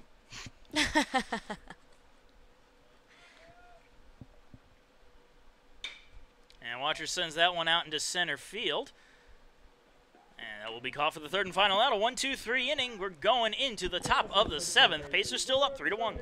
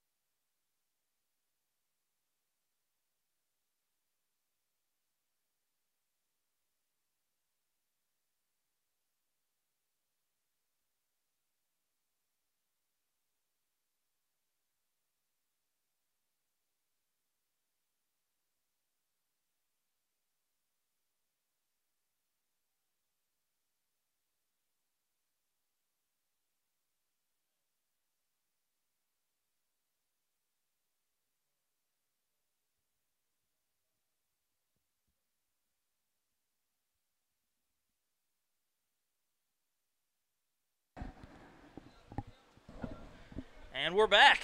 Top of the 7th inning. Getting underway. Anthony Jefferson leading things off. And he goes after the first pitch, grounds it to short. Rogers has it. Long throw to first. The scoop by Durden, and that will be good for the first out.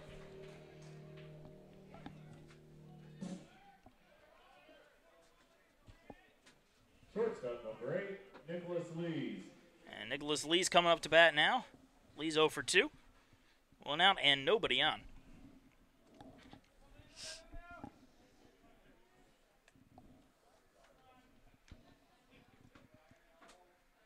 And a bunt here.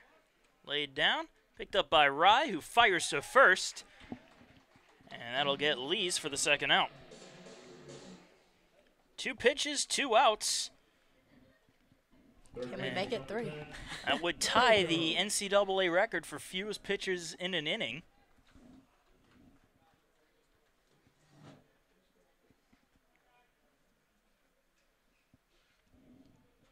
Tyler Jones coming up to bat now. 2 outs, nobody on. 0 for 2 on the day.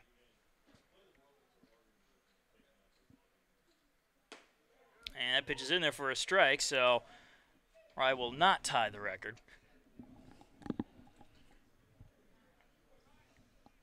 Now I'm drawing looks of shame from everybody. The 0-1, and it's right over the strike zone. 0-2.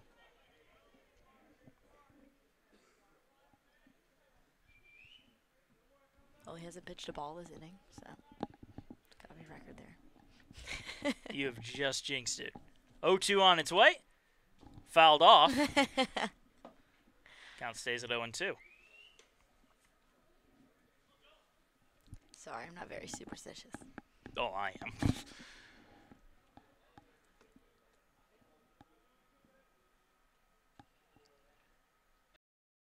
Popped up on the mound, and everybody can't get. Everybody ends up colliding into each other. That's why you call for the ball.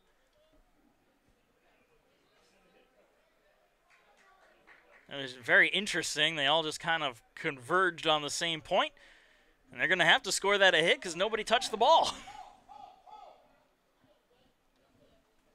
That's the first thing they teach you when you're fielding fly balls. Call for it. I'm sure the same applies for softball. Yes. Okay. It's the #1 rule. You were zoning out there for a second. I was just very nervous. Well, top of the order coming up. Larry Marquette coming in to bat. Runner on first with 2 outs. 1 for 3 on the day with a single and a run scored. And that pitch is fouled off. For strike one, still hasn't thrown a ball. Now watch. Just watch.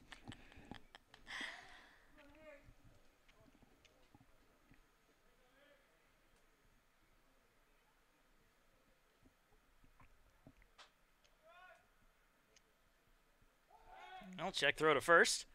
Not on this one, maybe the next one.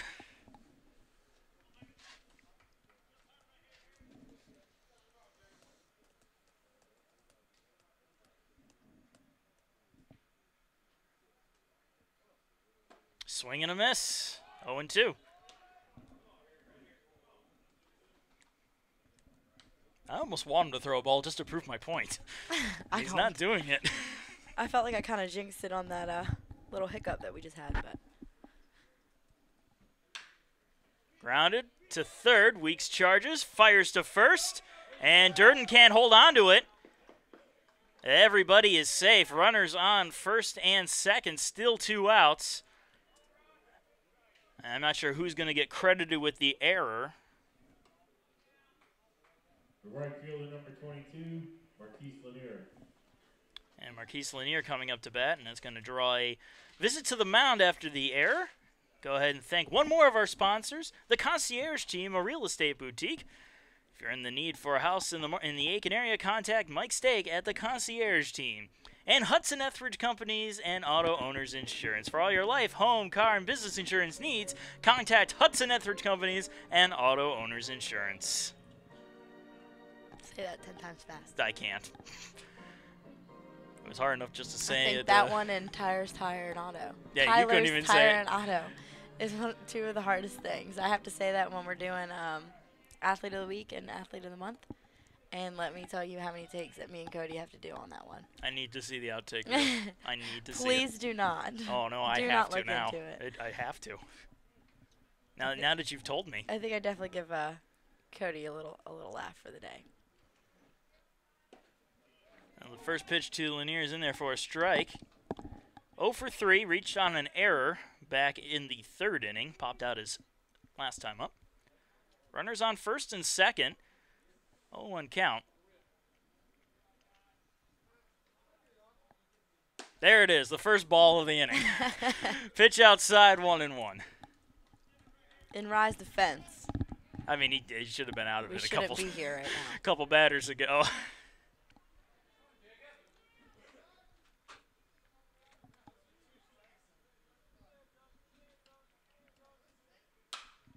Popped up.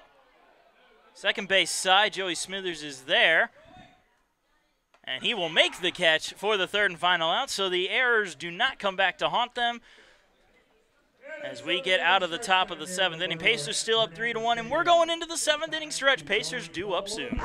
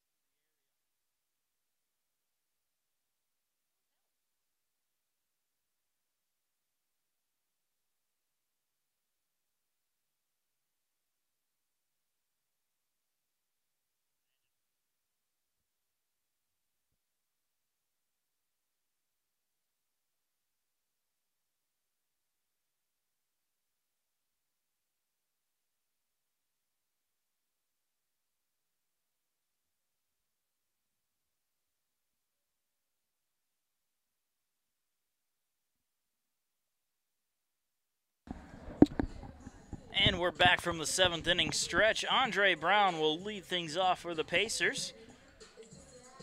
1 for 2 with a single, which drove in a run.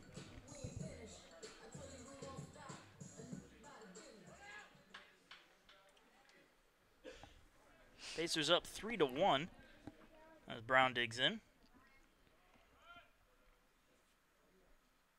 Shows a bunt. Followed through with it, and it's 0-1. He was halfway down to first. Little right-handed slap. You could learn a thing or two. He could learn a thing or two from you. Fouled off, 0-2. Come on out here and coach the baseball team on how to slap hit. That'd be interesting. It's kind of difficult, believe it or not. I would imagine so. You're running forward while trying to swing a bat. You're moving to hit a moving object with another moving object. Fouled off, 0-2. Yeah, I prefer that law of motion. Things at rest tend to stay at rest.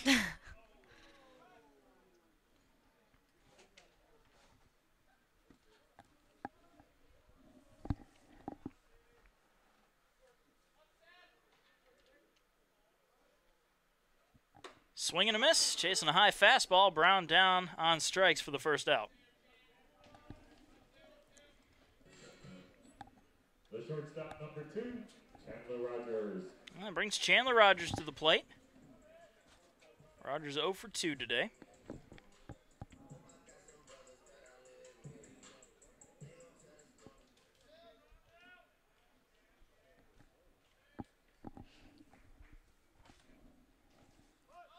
And a bunt. Bunts it off of the plate. That'll be foul for strike 1.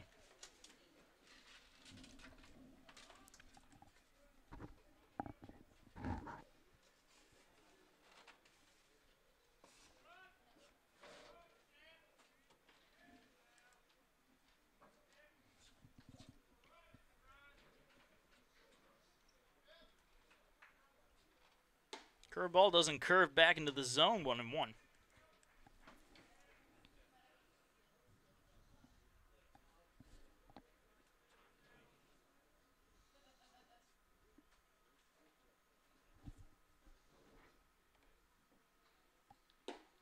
Low and away for a ball. 2 balls, 1 strike.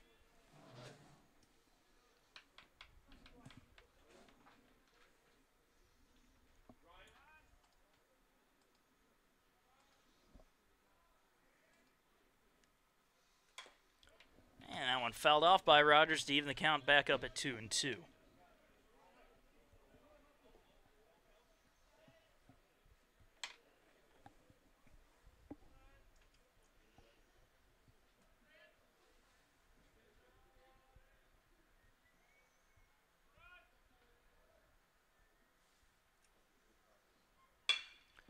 Ground ball to second. Throw over to first in time, and Rogers will be out as the second out. The center fielder, number 4, Jose Bonilla. Brings up Jose Bonilla. Bonilla 2 for 3 today with a pair of singles.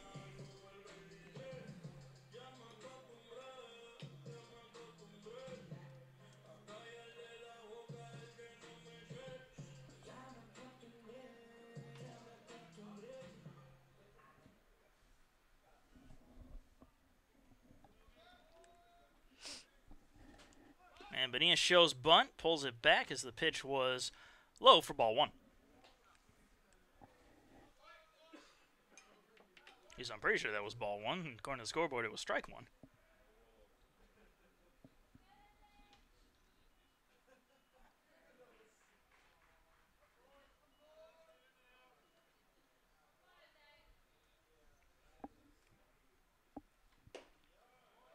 Pitch just misses high and away for a ball, 2-0.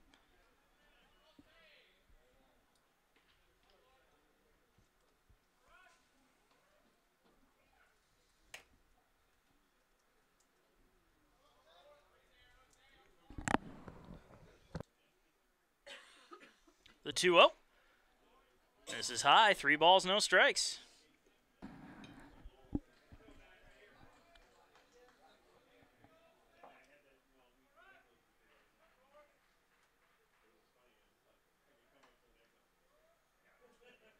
And the 3-0 pitch, inside corner, strike one.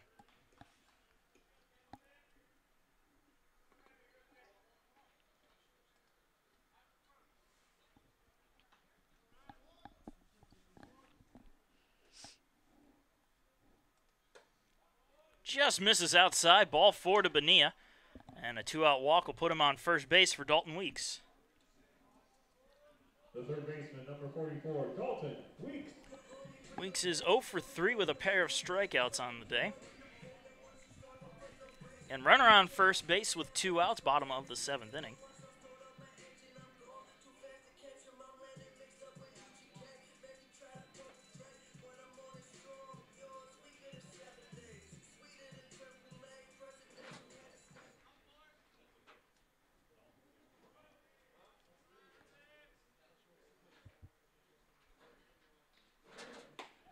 First pitch breaks over the strike zone, 0-1.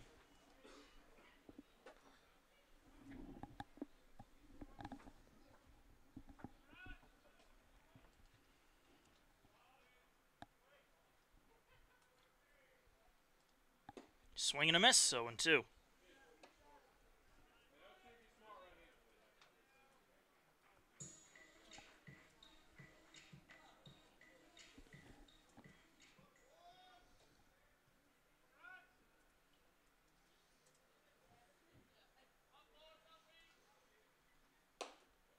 High and inside for a ball. 1 ball, 2 strikes to Weeks.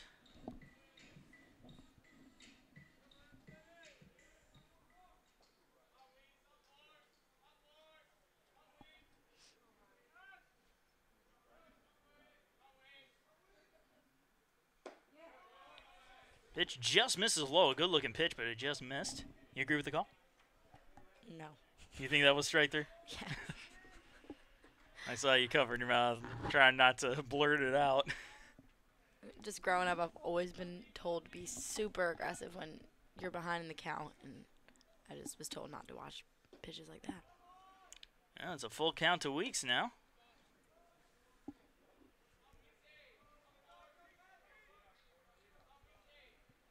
And again, as we were saying earlier, protect that strike zone. Anything close, try to at least send it foul.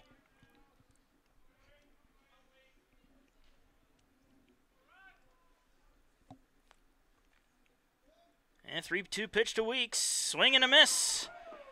Weeks down on strikes for the 3rd out. We're going to the top of the 8th. Pacers still leading by 2. It's 3-1.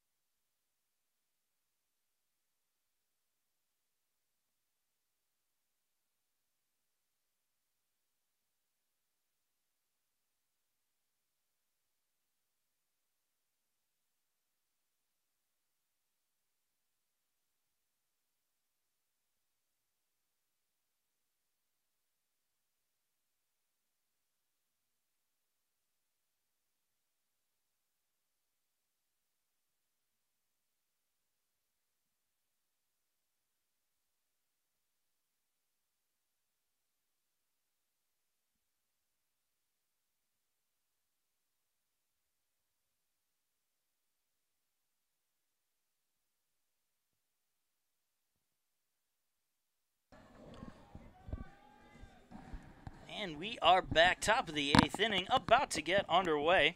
Leading things off for Chowan is Trent Rosdahl. 1 for 3 with an RBI single. New pitcher on the mound for the Pacers. Hunter Schuff comes in for Jacob Rye. Rye went 3 innings, no runs, 1 hit, 3 strikeouts.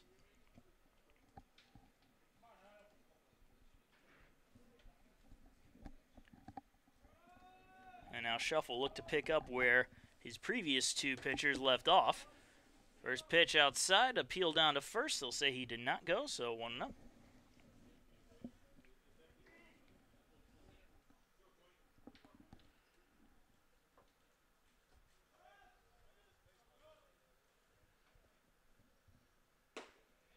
Pitch is right down the middle, 1-1.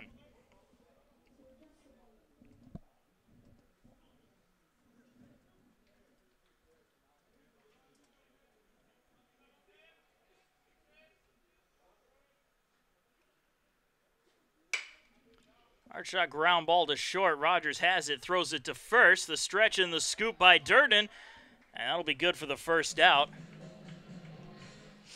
1 away now for Robert Williams. First baseman number 24, Robert Williams.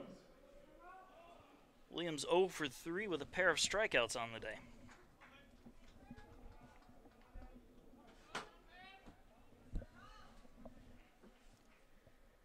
Now, you probably aren't going to want to answer this one, but what is the most frustrating out for you? Like if I'm making the out? If you're at bat and you strike out, pop out, ground out, or foul out. Let's just give it to the 4 categories there. I hate popping up. You hate popping. Okay. Least favorite thing to do. I hate striking out looking. I can see that, yeah. I'm not, knock on wood, I'm not one to really strike out. I'm super aggressive. So, you can ask Brent, last year I saw a lot of 3-2 counts. There's a high fly ball into center field. Bonilla calling for it, and he makes the catch for the second out. For me, it's fouling out, like popping one foul and having it caught, because I feel like you're almost getting robbed. Right. Because if they drop it, then there's really no harm on them, because you got to stay in bat. But if it's in play, they drop it, you're safe on base. But if it's foul, you gotta dig in there and try again. I just feel like you're getting cheated out of an at-bat when you foul out like that. First pitch to Nick Rose is a swing and a miss for strike 1. Rose is 0 for 2 today. However, he's reached on an error and walked. 2 outs and nobody on here in the top of the 8th.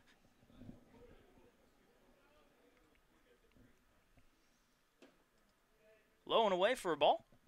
1-1.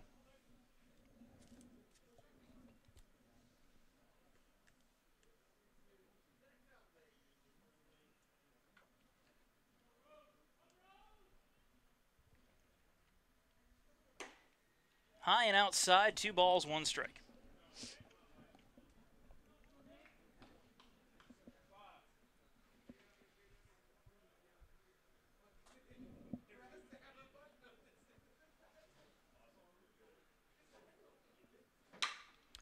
Here's a ground ball to second. Smithers has it.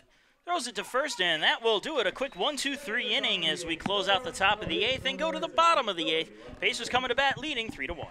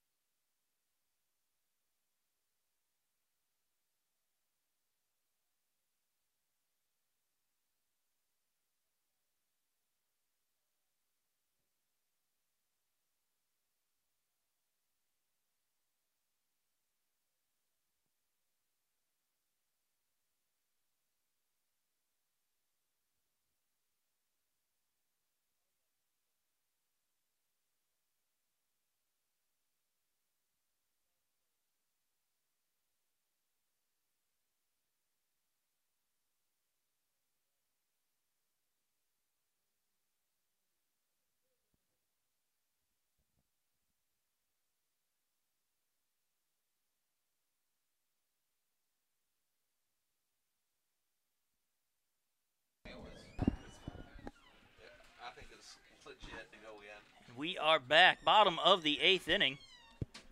Pace is up 3-1. Ryan Galacio's night is done. Daniel Whitener comes in to pitch for him. Stat line on Galacio: 7 innings, 3 runs, 8 hits, and 8 strikeouts. So not a bad day for him, to say the least. Leading things off for the Pacers in this bottom half of the 8th inning is Connor Durden. And he starts off with a 2-0 count. 1 for 3 on the day.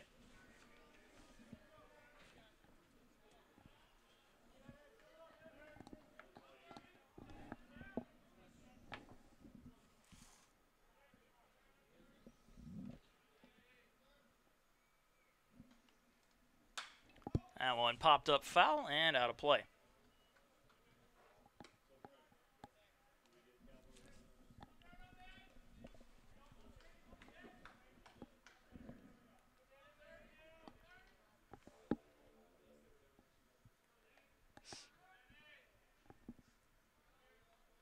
Two one on its way.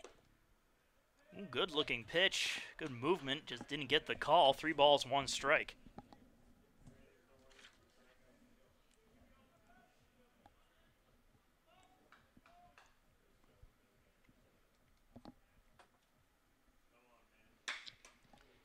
Sent out into center field, drifting over into left field.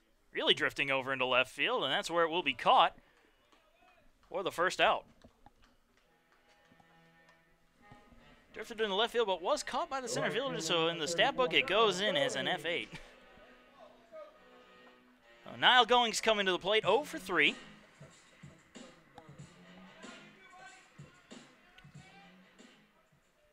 Despite a series loss against Georgia College, Niall Goings had an excellent series.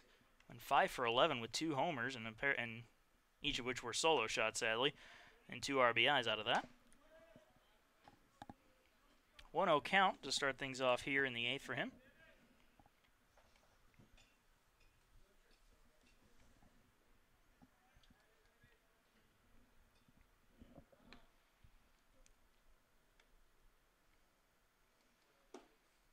Pitch is low for a ball. 2-0.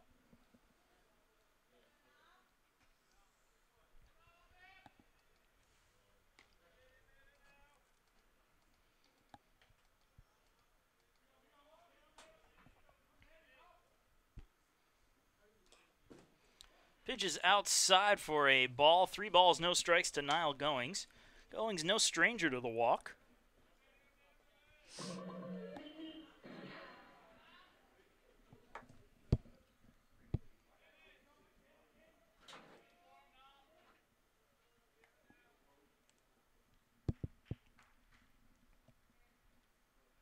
And the 3-0 pitch, right down the middle as expected. 3-1. Now, is it the same in softball, would you say? When it's a 3-0 count, you just expect that next pitch to be right down the middle? Yeah, it's very tempting to swing at it, too. 99 times out of 100, it's going to be right there. Yep. It's probably the prettiest pitch you'll see. And that's outside for ball 4. Now, I know the mindset there is it's harder to throw 3 straight strikes than it is to avoid 1 ball in that situation. But, I mean, when you have a pitch that's just sitting there, you know it's coming. And, I mean, if you're a good enough hitter and you lay into that, I mean, that's going to be real trouble. Yeah. Personally, I'm not swinging at it, but if I had someone like our first baseman, Hannah Price, up to bat, and she had that 3-0 count, I'm giving her the green light. I'd almost say that, especially when you have a guy who's struggling. Say he hasn't gotten a hit in a while, right? Or he rarely gets hits, and you know that fastball's coming down the middle. I just say, as my little league coaches say, choke up on the bat, the ball's going to be right there. The Brian Pereira coming up with a runner on first and 1 out, bottom of the 8th inning. Pereira 1 for 2 with a double and a run scored. Pitch low and inside for a ball. Now here's a question. Do you send Niall Goings? He says he wants to steal a few bases this year. He wants to be double digits in steals by the end of the season. I have all the confidence in the world in Niall, so I'm going for it. All right, let's see what they do. 1-0 on its way. High and outside. Pereira lays off of it, 2-0. I'll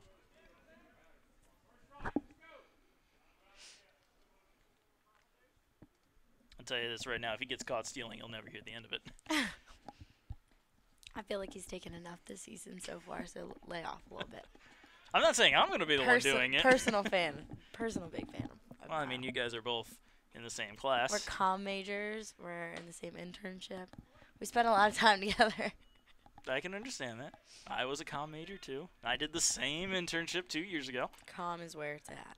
Comm is where it's at. 3 balls and no strikes to Brian Pereira. Now, with a guy like him, if you put one down the middle, I say turn on it and send it. Absolutely.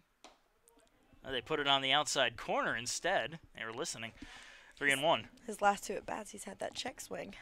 So hopefully, hopefully we don't see that again. You see what he's doing? He's saving up his power. Right, He's building up the power bar, and then he's just going to launch it. Right. And if that actually happens, I'm going to go and play the South Carolina Education Lottery tonight. Niall Goings takes off, and Pereira pops it up. Goings going to have to hustle back to the bag, as that's behind the plate and caught for the second out. So I will not be playing the lottery tonight. 2 outs, runner on first now for Joey Smithers. 1 for 3, RBI, double, and a run scored.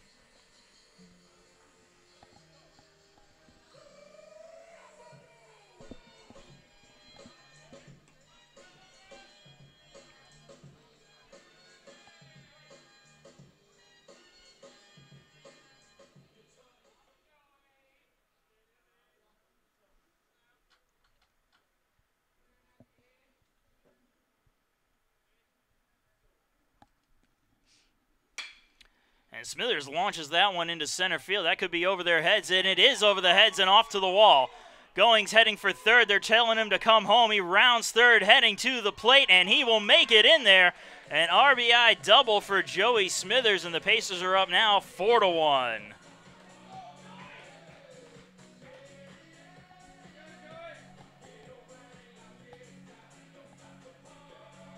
A couple times as runners have rounded third.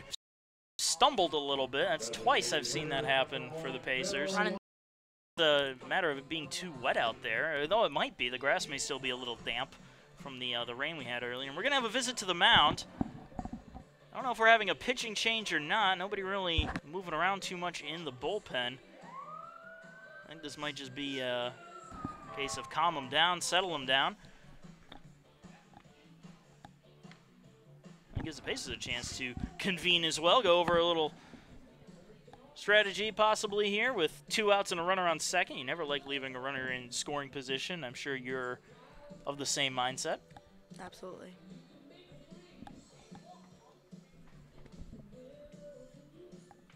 Well, the meeting adjourns. Smithers will head back over to his post at second, and we will see Philip Watcher, the DH, come up. 2 for 3. A double, an RBI, a single, a stolen base, and a run scored. And he's having a good day offensively. Don't jinx him. I'm just pointing out a stat. He flew out his last time up, so, I mean, he's not perfect. Unlike me. Again, the looks just, they hurt.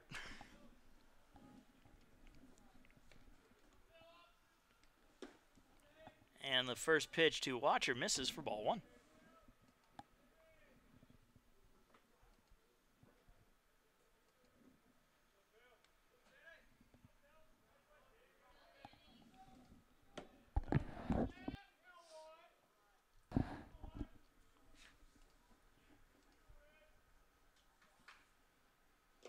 Pitch goes in behind Watcher. Throw down to second, snap throw. Ooh. Dangerous there, but Smithers dives back safely. It's a good play by the catcher. It was a good play. Heads up play and almost got him to get out of the inning.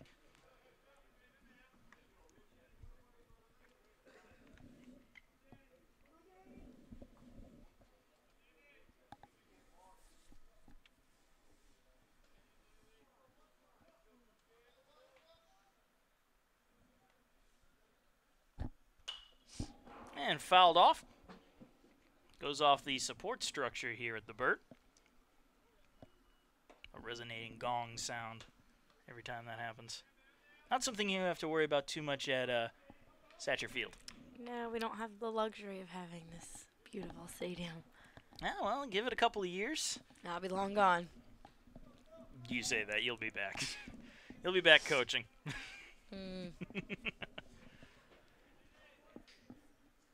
You're sitting here saying, please no, please no, please no.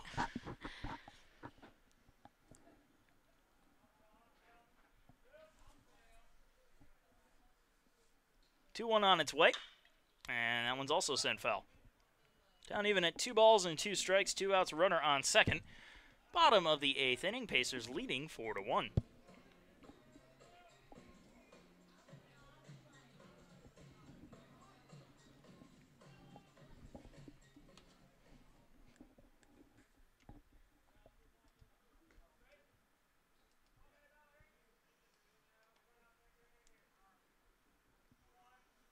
And the 2-2. Grounder to second. Throw to first. That's in time for the third and final out. Pacers leave one stranded, but they get 1 run. As we go into the top of the 9th, they're going to try to close it out with a 4-1 lead.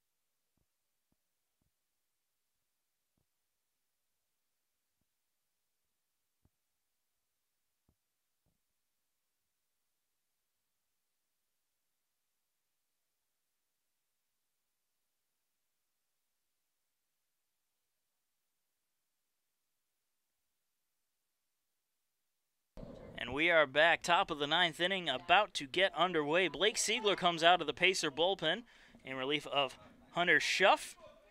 Schuff went 1 inning, no runs, no hits, no strikeouts. It was a clean 1-2-3. And Siegler will look to copy that. First pitch, however, misses high for ball 1 to the leadoff man, Julian Lopez. Lopez 1-for-3 with a single.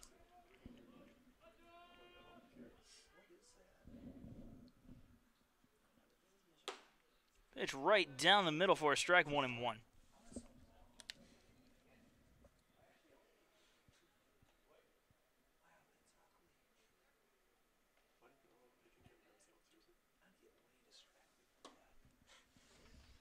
And count now 2-1 to Lopez.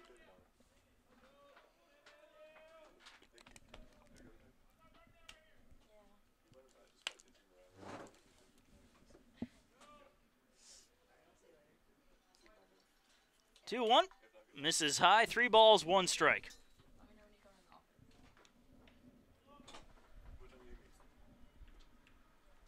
And going to have a little visit to the mound. Just to settle Siegler down, count 3 balls and 1 strike to Lopez. As they're just trying to close this one out as quickly as they can. It's already late enough, 10:40.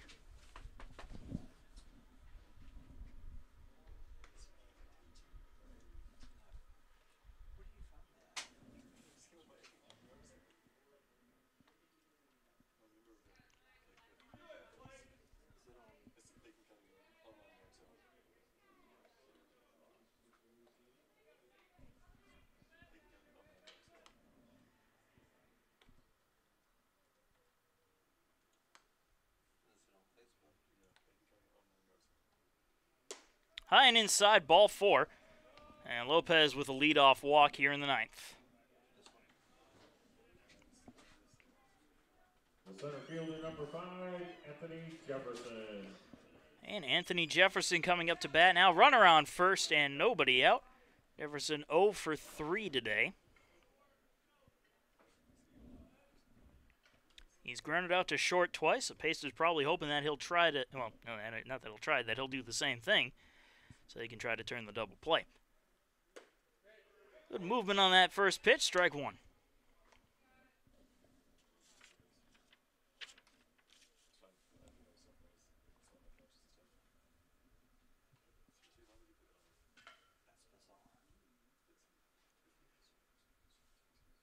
The 0-1. Sent on out into center field. Jose Bonilla tracks it down, and he makes the catch for the first out.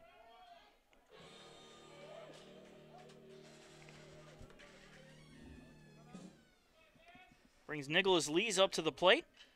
Lees is 0 for 3 as well today.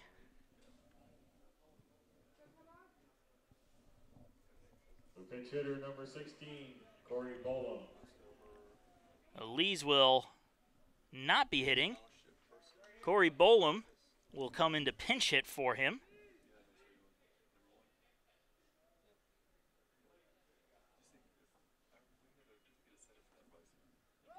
And a check throw over to first, not in time.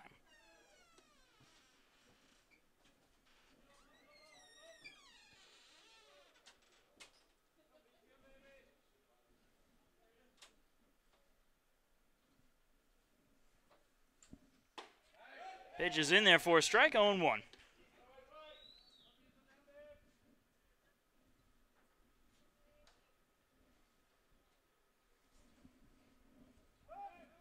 Another check throw to first. Again, not in time.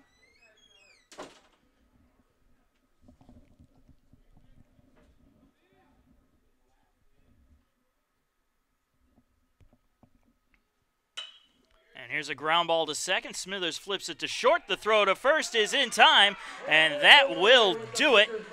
Top of the 9th is closed out with a double play, and the Pacers take game 1 of this 2-game set by a score of 4-1. We will be back in action tomorrow at 6 o'clock, hopefully. This time we actually will start at 6 o'clock instead of 8 o'clock. But a Pacer win is a Pacer win. And until then, I'm Marcus Johnson. Thank you for joining us. And for Brielle Jungblad, thank you for joining us. And have a good one.